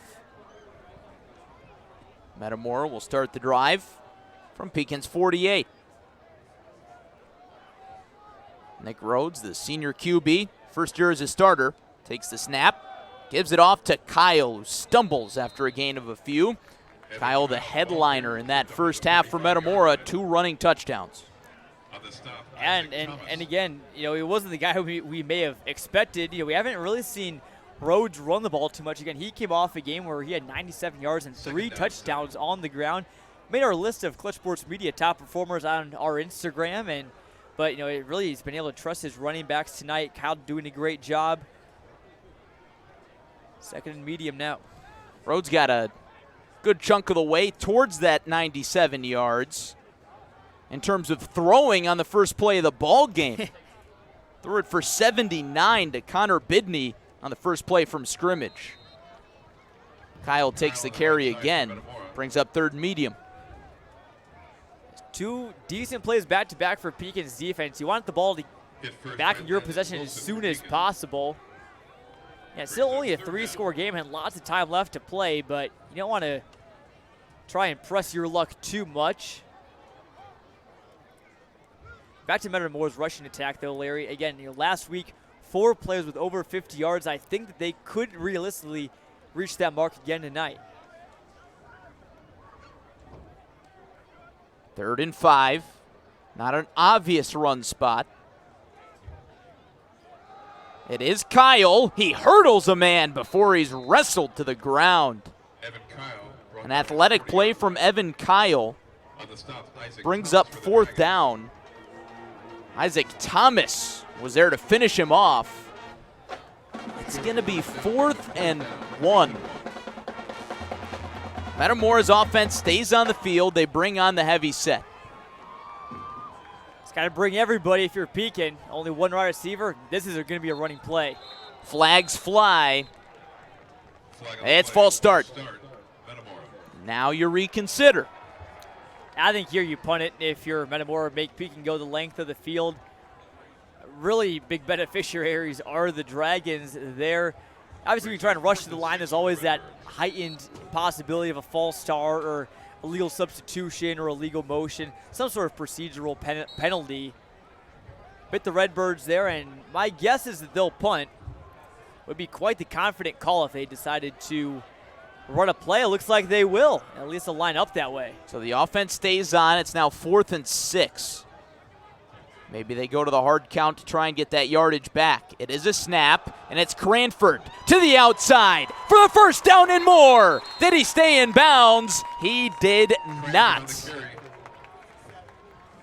Jadon Cranford gets the 4th down carry and comes through. Yeah, Cranford, you know, if he's a fisherman by any chance, he had someone's biting, some nibbling on the line all night, but he finally reels in the big one, almost takes it to the house. Nice job walking the tightrope. Probably did a lot better job than you or I could, Larry. Not talking about your athletic abilities, but you know, when you have that much momentum going towards the sidelines, it's hard to stay in bounds. Cranford just couldn't quite turn the corner. He'll try and turn it now. He chops down. Patient run. A physical run at the end gets him towards the 10. Bumped out of bounds by Connor Martin. Cranford getting the lion's share of the carries on this drive, and Metamora is knocking on the door. And just more great blocks from the outside to get on the line. You got Dykes and Lane, who have been phenomenal for Metamora tonight, but they've also had just a lot of good blockers. Sam Beagle at tight end has been blocking really well. Running just a lot of sweep plays. Just that's where you bring all the guys to one side and try and sweep the defenders almost out of the way. They ran that play to perfection tonight. 2 receivers set for Metamora. Cranford still in the backfield and gets another carry. A patient run. He bounces back up the gut and doesn't get much. I saw him pause, and I thought that, you know, hey, he might make a cut and get right into the end zone. We've seen Metamora's running backs be so patient. It's worked out so well for them tonight. I believe that was Thomas who may have came in with a big tackle. You mentioned that patient running. We discussed that in the first half with Jadon Cranford, but Jared Grebner, Metamora's head coach before the season, said last year he tried to go a little lateral too much, using the length of the field. Now he's discovered when's a good time to lower the shoulder pads, use the physicality, and then other times when to use that lateral quickness. Pekin takes a Fox Pub timeout. 7:30 left in the third quarter. Metamora trying to put this ball game out of reach on their first drive of the second half. And once again, a reminder, this is a Pekin team that's now 1-4. They're coming off a tough loss last week to the Morton Potters, 42-14. That was a game that we carried here on CIProud.com. The number that jumps out, John, Pekin only trailed 15-0 with 1 minute left in the second quarter, but they coughed up 2 scores in the last minute. Yeah, Morton was deep in Pekin territory. They just gave up what you would call maybe a normal touchdown. And then when Pekin got the ball back, tried to get maybe a little bit too ahead of themselves. Goss threw a ball that was easily interceptable for the Potters, and they ran it back for a touchdown. Metamora knocking on the door of making it a 4-score game. It's Cranford who walks in for 6. A well-deserved cherry on top for Jadon Cranford into pay dirt. And we had the Evan Kyle drive earlier. That one was the Jadon Cranford drive. 2 big runs to put him in position and just finishes it off. Cranford is showing me a little bit of a signs of another running back we saw earlier in the year, Tommy Davis. He's got that speed, but can also be tough to bring down and just break through the line like he did there. First touchdown of the night for him. We've mentioned that Jadon Cranford is only a sophomore. You want to know what his Instagram handle is? It's D1 Jadon. Easy to tell what those aspirations are. Cranford with the score. Metamora leads as the extra point is good. 27-0 over the Pekin Dragons. Another Uftring scoring drive and a well-deserved water break for Mr. Cranford. Yeah, Cranford, just a heck of a drive. There they go. Just over 40 yards on it, and Cranford was responsible, I want to say, for a rough guess, maybe about over 30 of them. Now, you look on the other sideline, Metamora's feeling great. Complete opposite for Pekin right now. You give up another score. Time's only ticking further.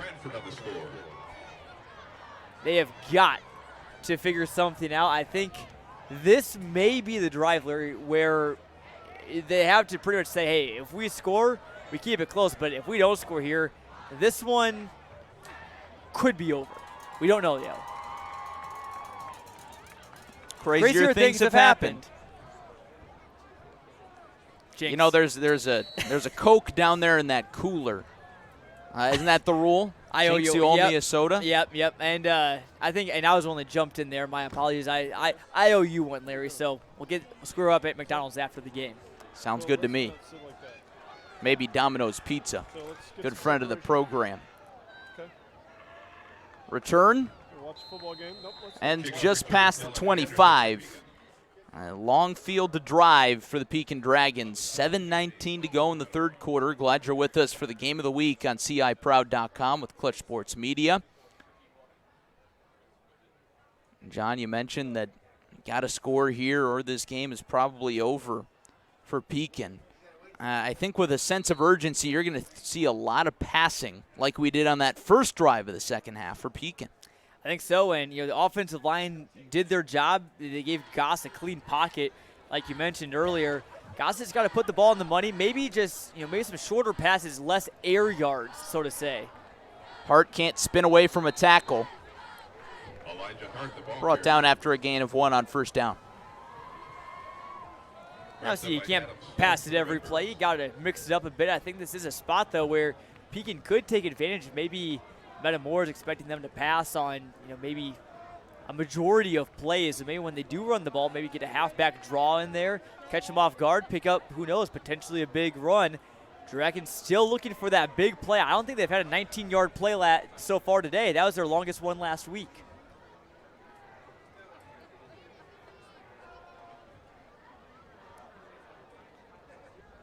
Goss on the give. Sidesteps out of the tackle from Wes McNeil, but a swarm of birds brings him down.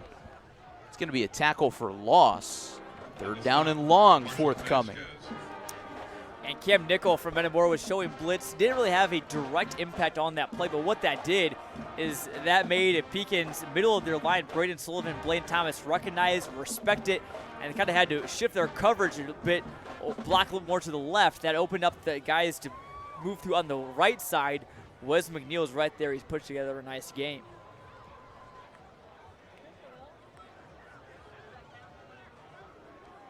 Goss will operate from the empty set, 5-receiver set for Doug Nutter's Dragons. Goss swings it out wide, a bit of a real route. Hart is hammered at the line of scrimmage. He gains 1 after a big hit.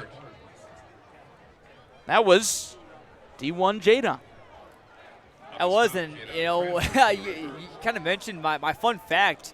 You kind of stole mine as well. You're welcome. One of the more recognizable Instagram handles out there, and really love the aspirations that the young running back has. And who knows, maybe after this performance, maybe some guys will look at him and say, hey, this guy can play a pretty mean cornerback as well. And Jadon Cranford. Cote and Cranford back deep. Goss will punt it away. Boots it towards Cranford. He lets it bounce. And it takes a big peek and roll inside the 30-yard line. 4:48 to go. Third quarter. Metamora gets the ball back. And, John, I think now the primary goal for the Redbirds is to chew on that clock a bit. I think so. I mean, your offense has done what they needed to. Their defense has done the same. And right now you just kind of want to speed up the process, get on home with the win. And the best way of doing that is stay on the ground, which thankfully for them has been their forte tonight. We'll see who takes over this drive. Maybe, who knows, maybe this is the Steven Petrie drive. Sophomore had some carries this year, came in 8 rushes for 40 yards and 3 touchdowns. He's more of a short yardage guy, but looks like Kyle's the man alongside Rhodes right now.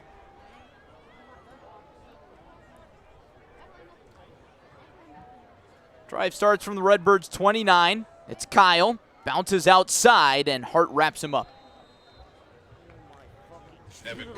Good tackle there for Hart.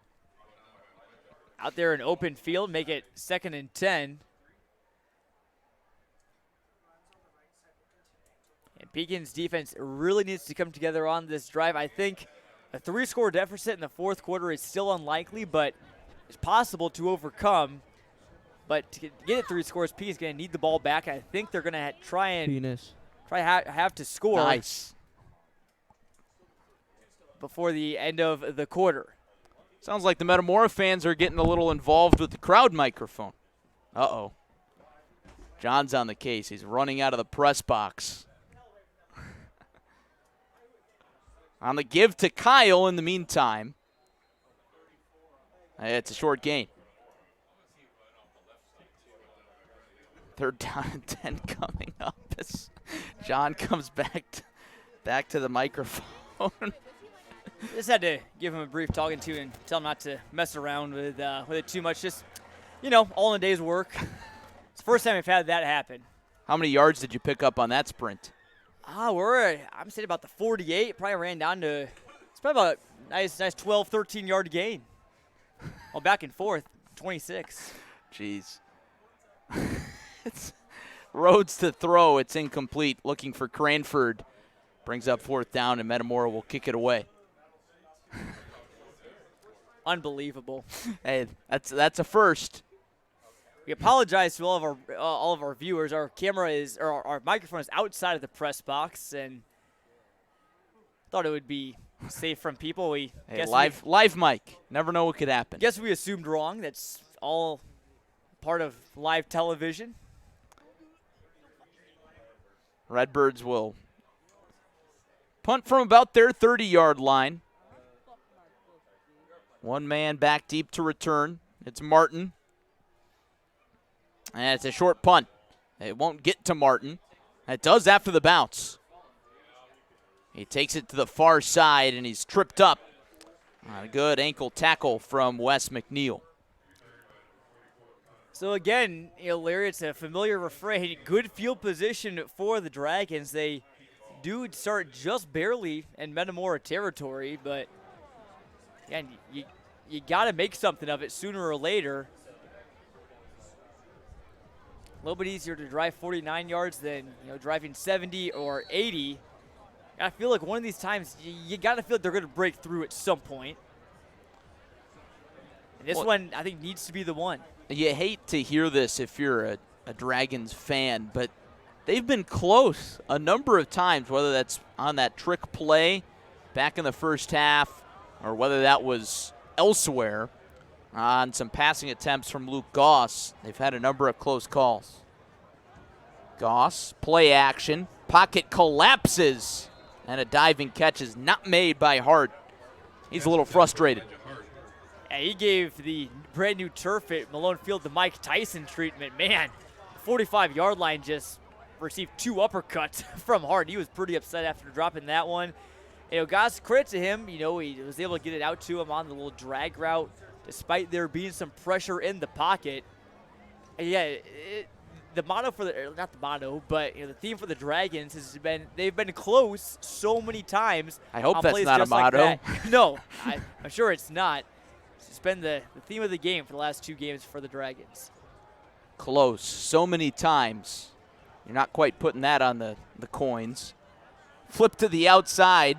It's Martin who turns the corner. 3rd down and short.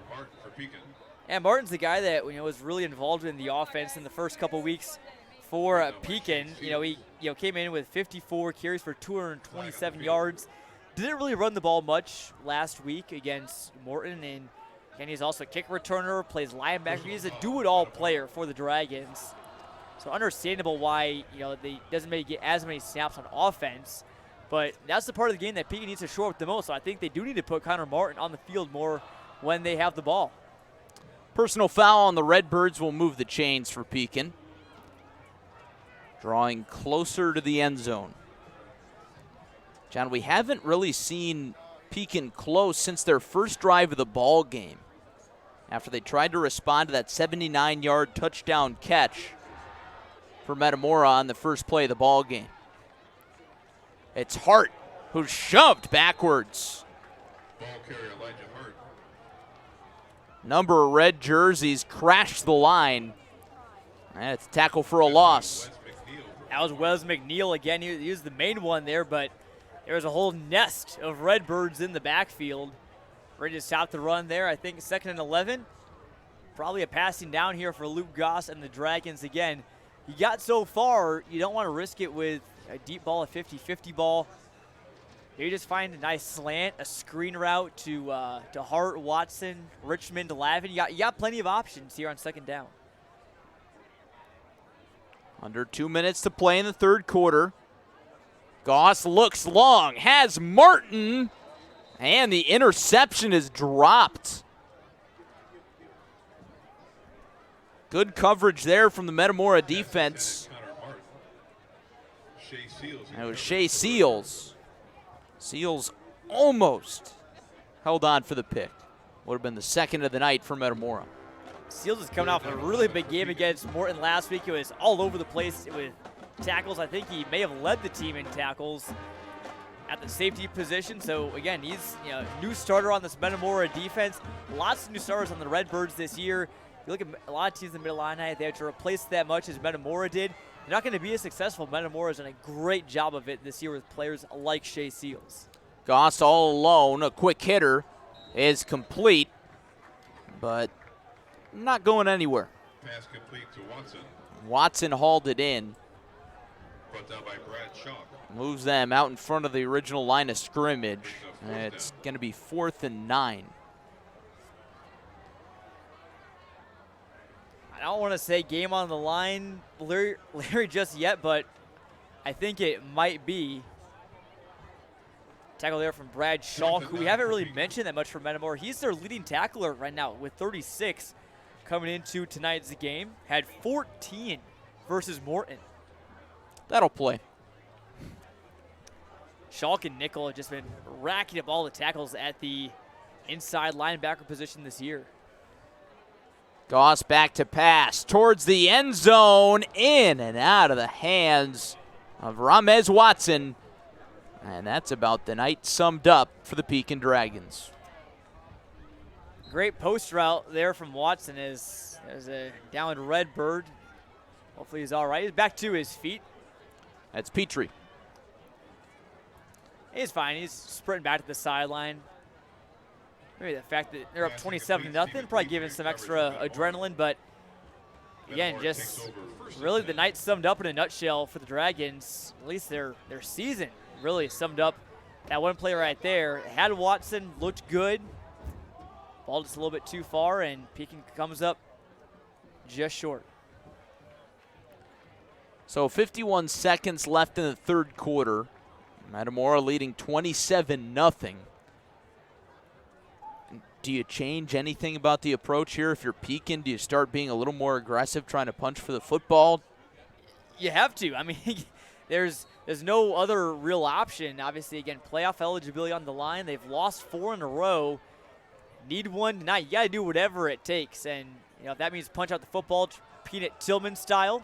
There goes Kyle. Lots of artificial turf in front of him. Kyle trying to outrun the defender, and he can't. Connor Martin with a chase down tackle. But Evan Kyle opens the drive in big fashion.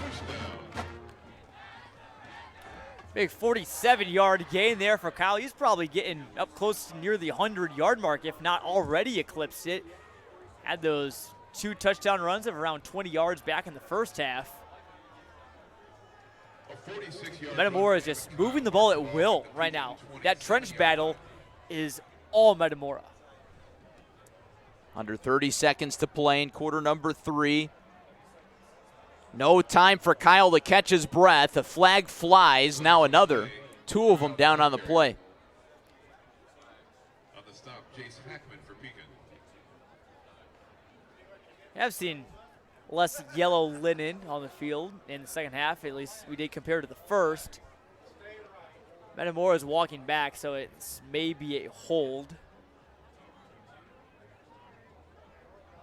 Illegal block, Metamora. Sounds like block in the back for Metamora. So they'll move backwards. First and long. Say, just give it to Evan Kyle again. If you're following the directions in the how-to manual of how to be a good running football team, you give it to your guy that's been so good tonight. How to run the ball for dummies. Nick Rhodes keeps it himself, and he's bumped out of bounds. John, if my memory serves me right, that's one of the first times we've seen Nick Rhodes keep it himself tonight. Yeah, it's been really surprising, and he hasn't really had to with Metamora taking a ground-first approach. He hasn't had many passing situations where the pocket has collapsed on him and he's had to make a play with his legs. But, again, it really takes the pressure off of him a lot. Keeps him upright first and foremost. So, but, if he has to, he really will get it done. Maybe one of the best in the conference in terms of running the football at quarterback. Rhodes keeps it himself. This is the final play of the quarter. Rhodes wants to make the most of it. Quarterback keeper Nick Rhodes for Metamora, down by the 15-yard line. Big gain for a first down. And the third quarter ends with a bang. And there's a flag down, so got to hold the horses here. It's down in the backfield. So this could come back. It is against Metamora, and it will come back. A hold. Holding Redbirds.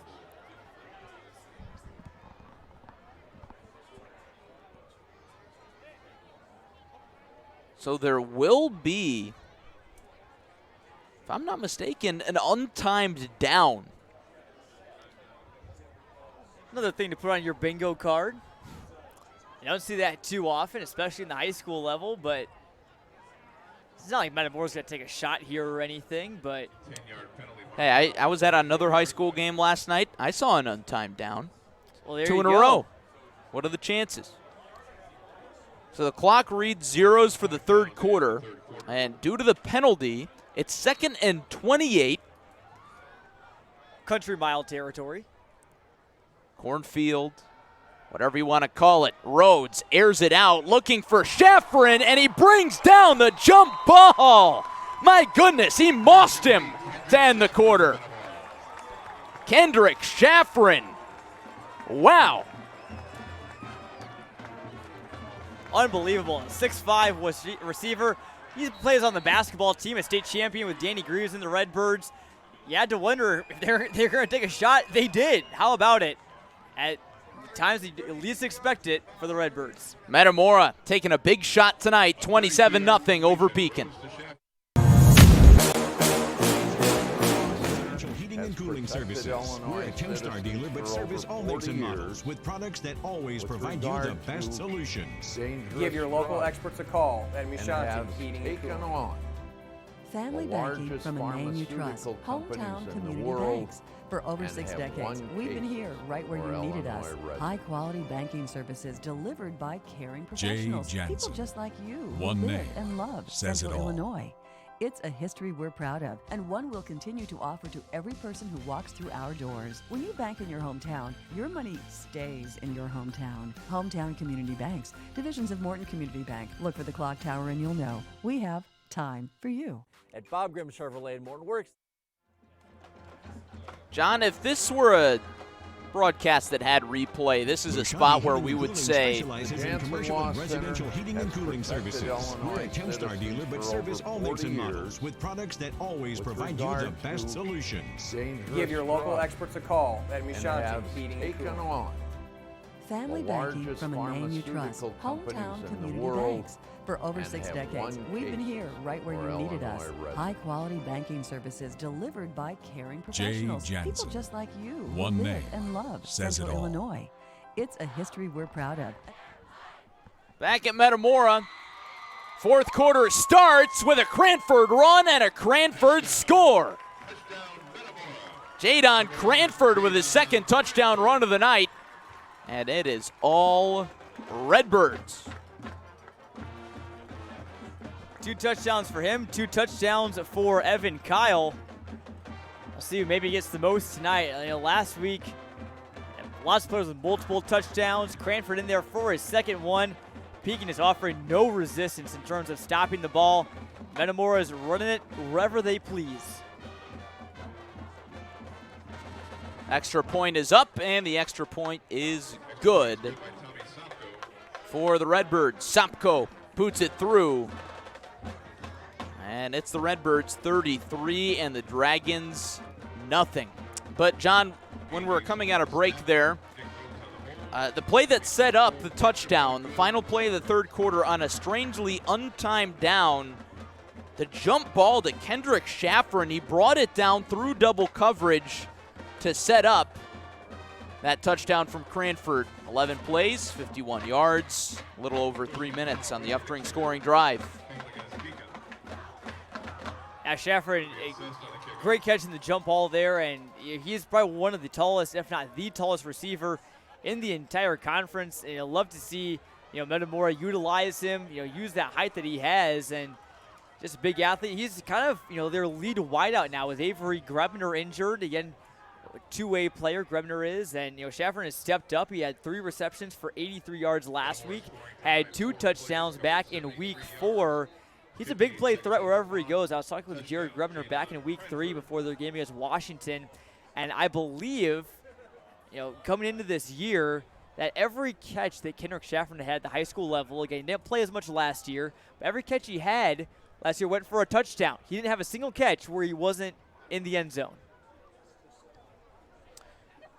Must have been a flag after the play there, roughing the kicker on the extra point. So it'll be a kickoff right from the bird beak.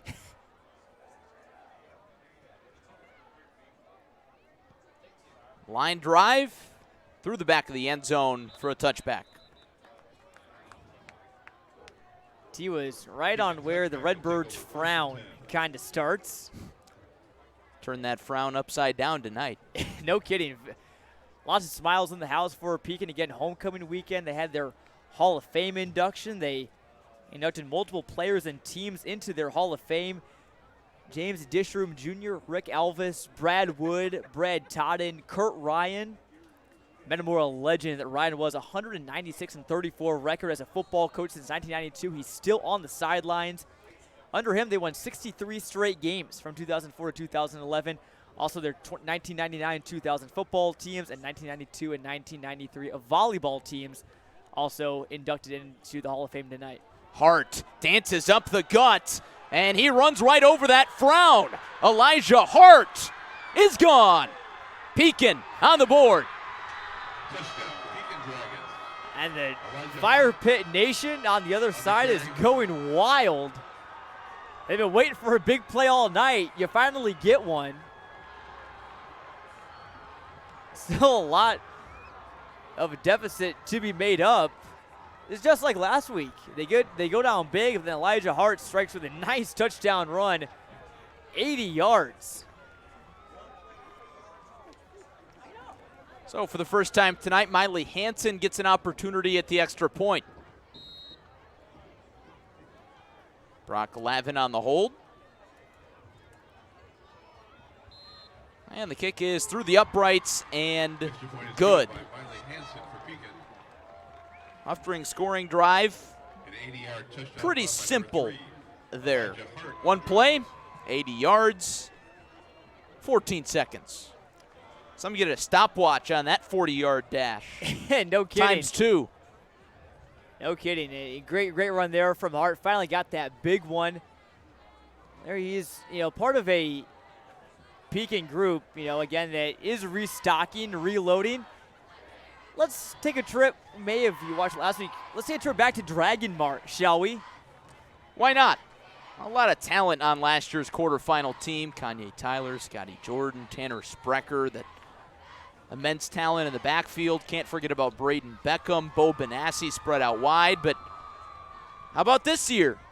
Who's coming back? Oh, no.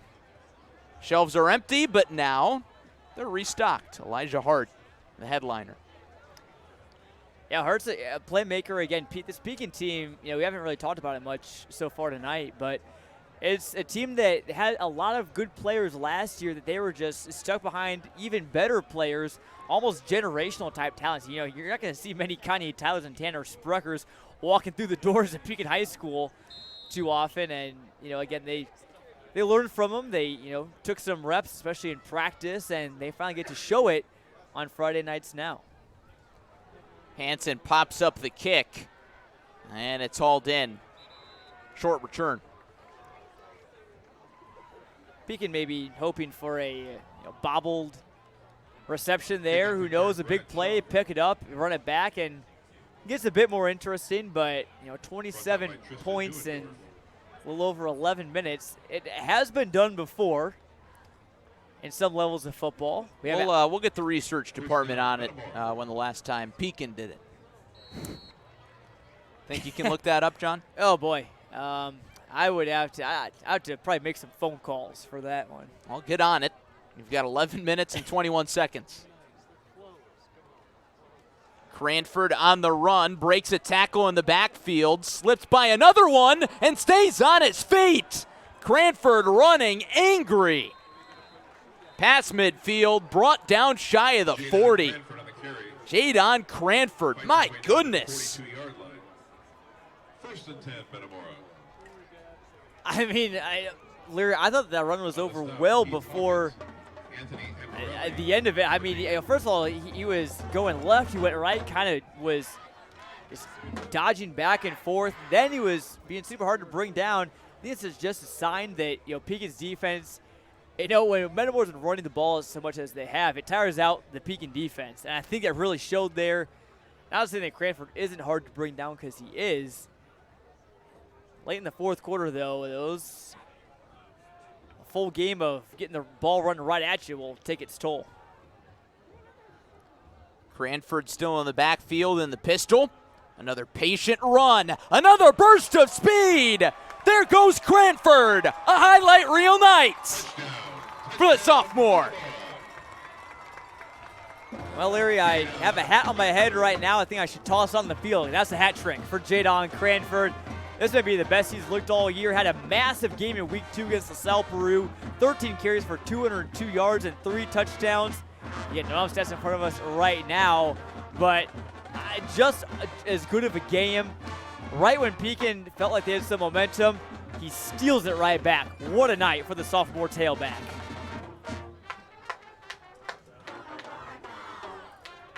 Sopko on for the extra point again.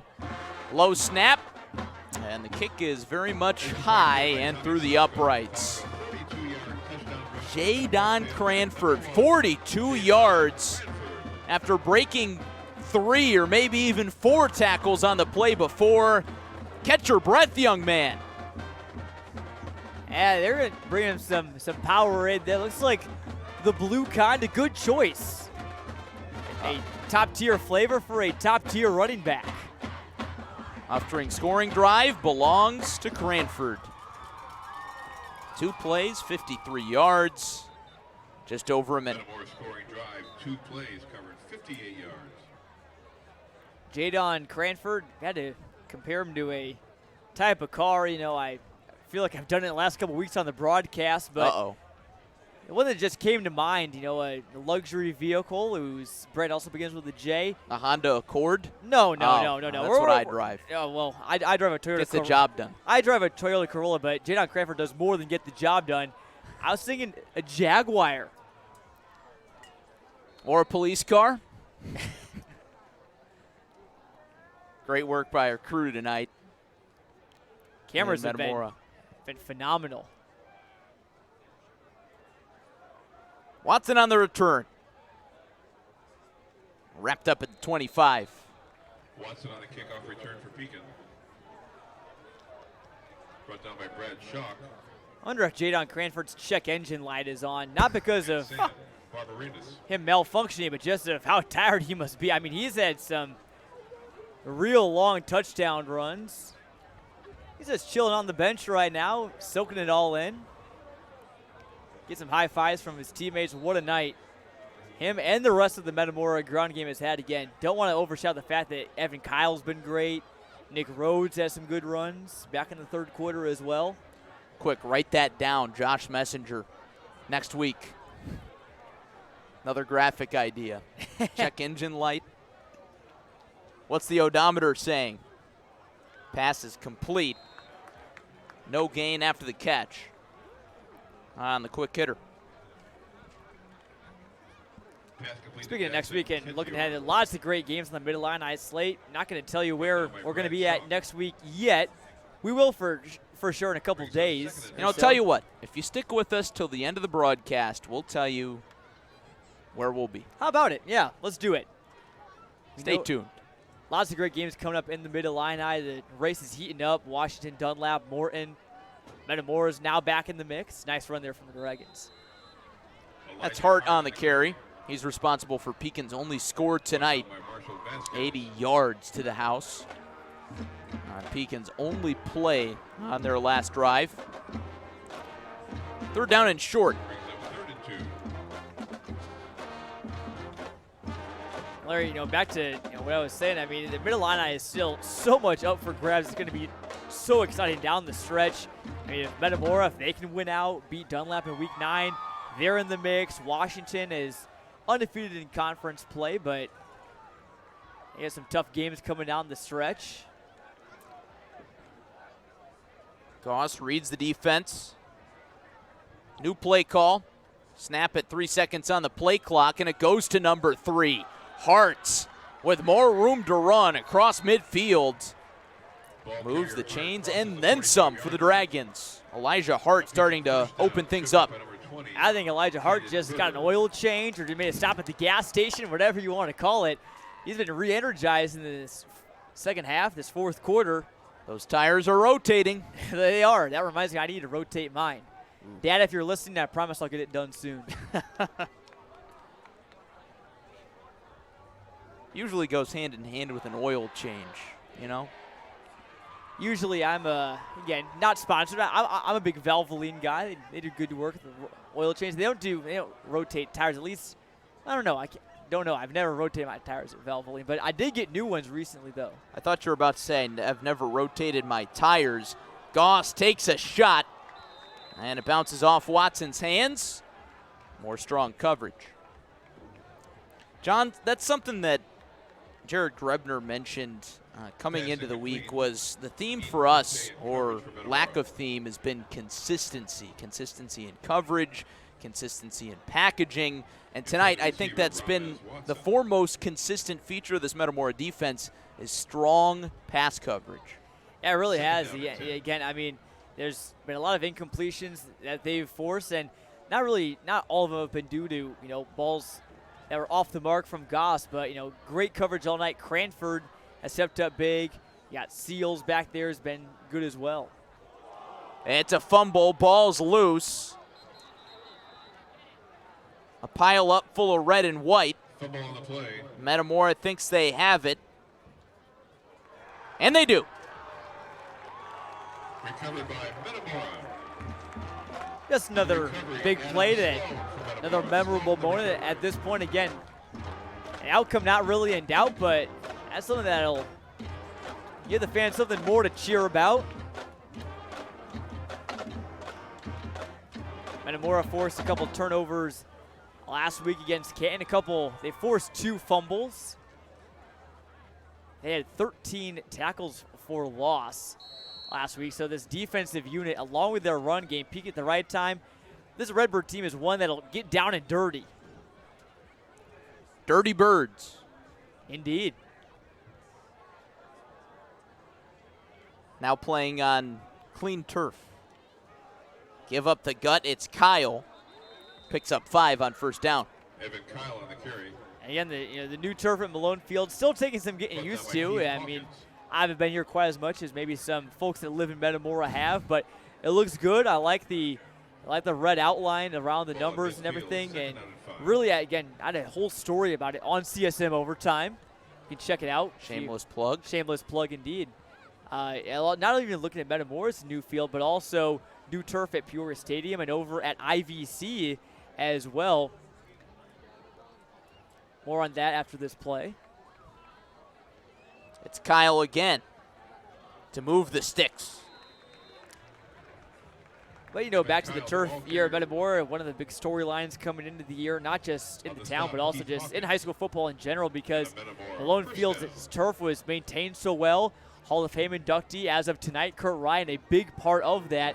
Him and the crew did a great job. It was almost like the town baby. Everyone kind of took care of it. It seemed like it was always in good condition, but talking to Jared Hart, he said, the move to turf was talked about for a bit. It's considered to get so much more use out of it. The band can use it, PE can use it. There's even markings for softball and baseball to have some practice on it as well near the corner of the end zones. Kyle shakes a tackle in the backfield, picks up a handful of yards on first down. Kurt Ryan inducted into that Metamora Hall of Fame, I'm sure, in part because of that great field maintenance. Did such a good job. I always really enjoyed coming to Metamora and seeing that lush green grass, but those fields are now few and far between, and now that they tore it up here at Malone Field, I think most other ones in the area are probably going to go soon too. Certainly, and if Pekin, their team that still has a grass field, you got to wonder if the day is coming for them. Maybe, I'm not sure if their athletic director Cole Stoner and the rest of their board are thinking about it at all or not. It was in pretty good shape yesterday, but again, turf, you know what you're getting week in and week out, pretty much no matter the conditions.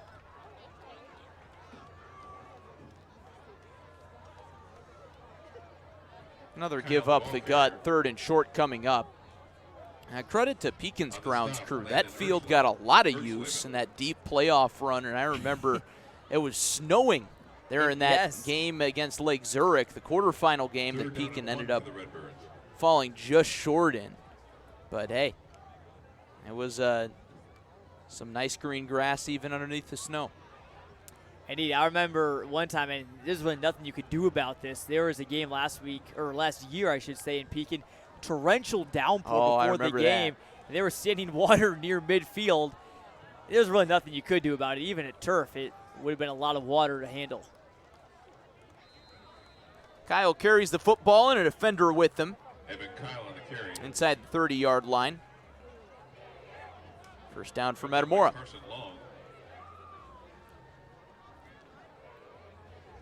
Under 5 minutes to play in our game of the week on CIProud.com.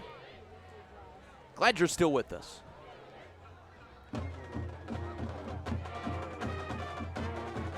Some young fans having fun.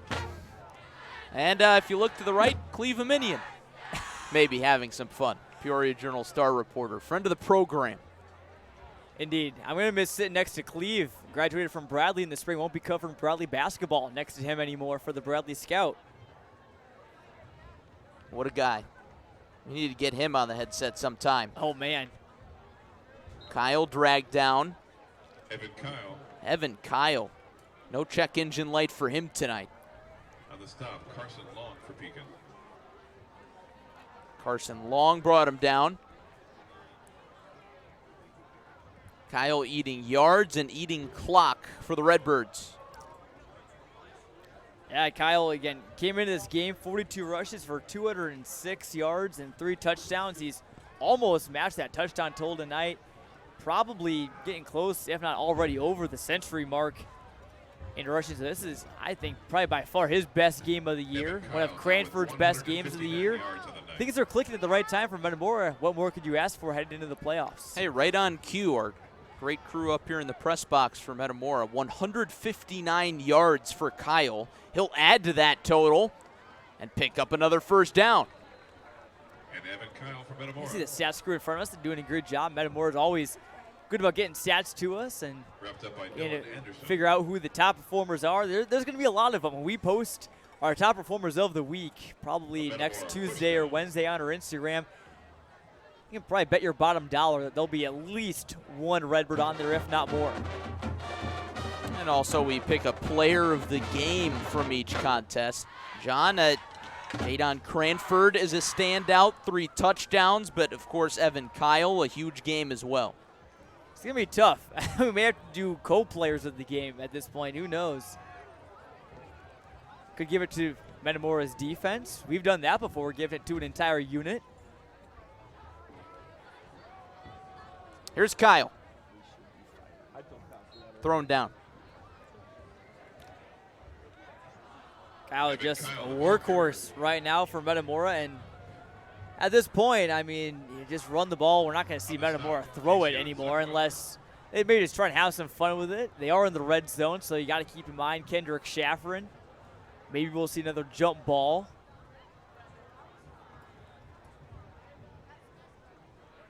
And at this point, maybe you try and shake things up a little bit. Work on a new install you've been working on in practice. Who knows? Get a chance for some younger guys to also get some playing time as well, but it's Kyle again.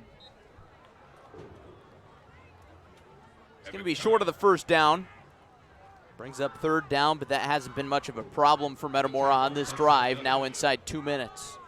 No, it hasn't really been a problem for them all night long. They've been great on third down. They haven't really punted too much tonight at all. We mentioned our players of the game. You could be the sponsor of our player of the game. Shoot us an email, plushsportsil@gmail.com. Let's talk. Third down and 2. Fittingly, back to Kyle. He cuts back, lunges for the end zone. Touchdown, Metamora. And the referee on the near sideline made the call. It was close, but that'll tie up Kyle with Cranford. So maybe Jared Grevner at this point was like, you know what? Both these guys have had great games. Let's give them the matching TD totals. Let's make it even harder to pick a player of the game. Surely that's the thought process.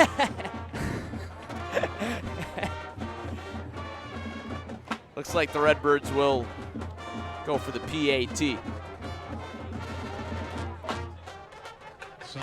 Sopko lines it up. And he sends it through. Metamora is going to fall just shy of their second straight 50-burger after they hung 53 on Canton last week in a win. Get a look at that upstream scoring drive. John, most of those drives for Metamora tonight, right around 10 plays and a few over 5 minutes.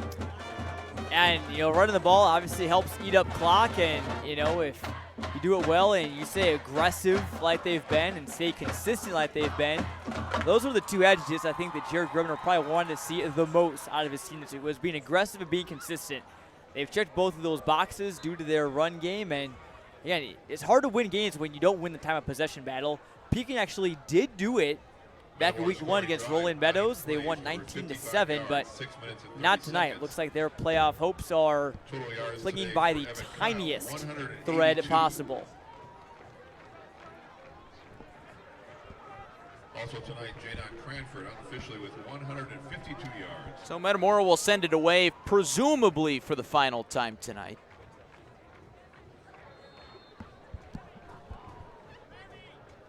Sopko paces it off.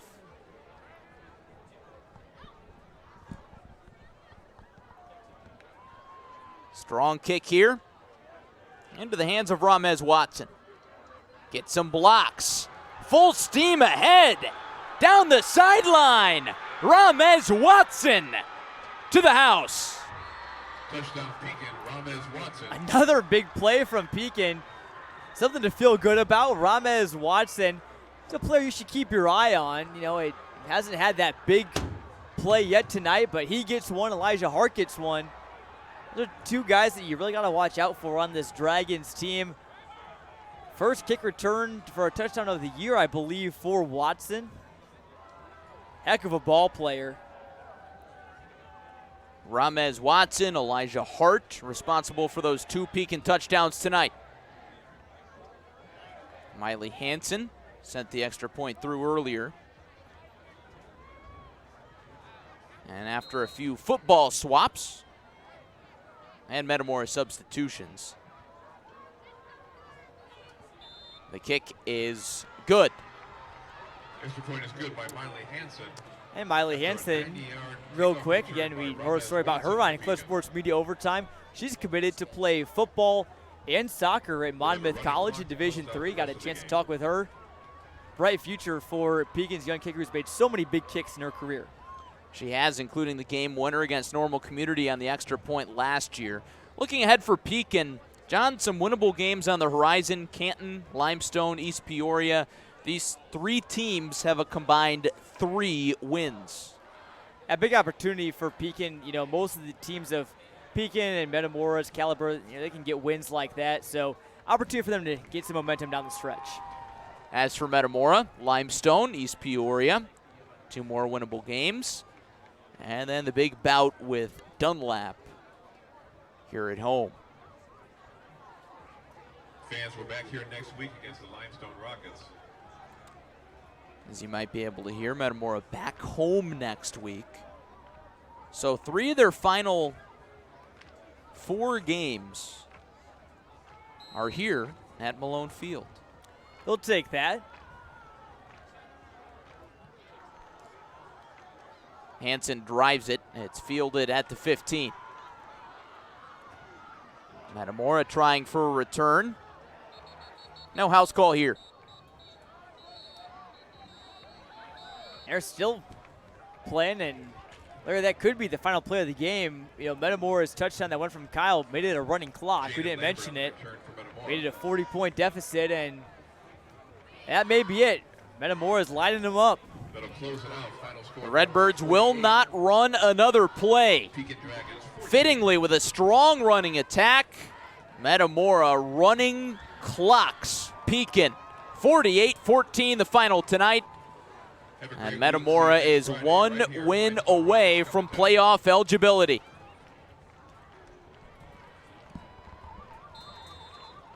Back after this on CIProud.com.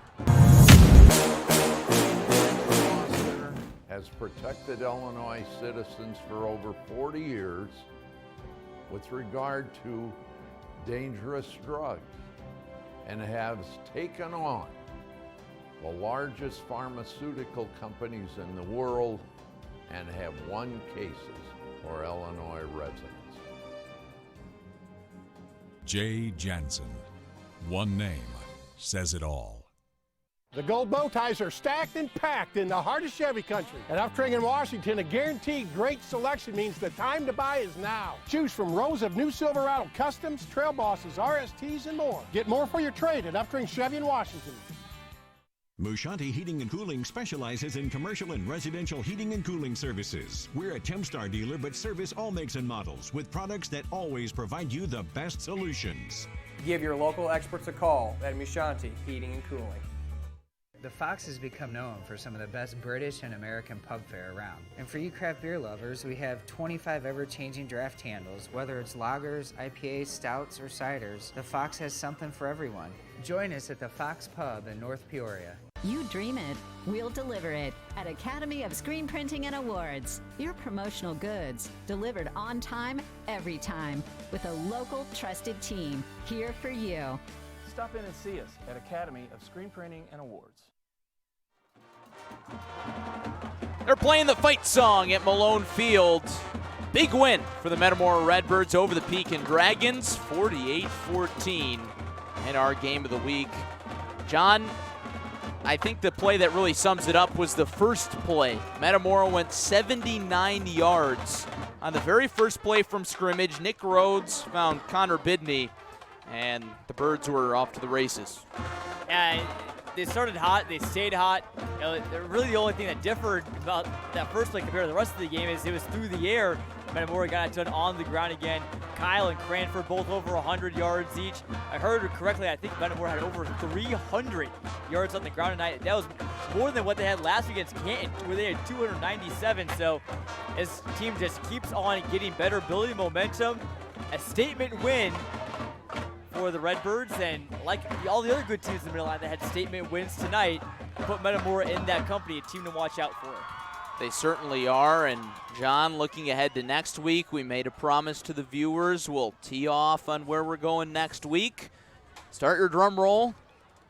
It is Washington at Dunlap. Indeed. Big game at Dunlap. Could potentially be one that has major, it will have major Mid-Illini title implications. Going to be a great one. Don't miss it. We'll have it here on CIProud.com. Two teams that are without a loss in Mid-Illini Conference play.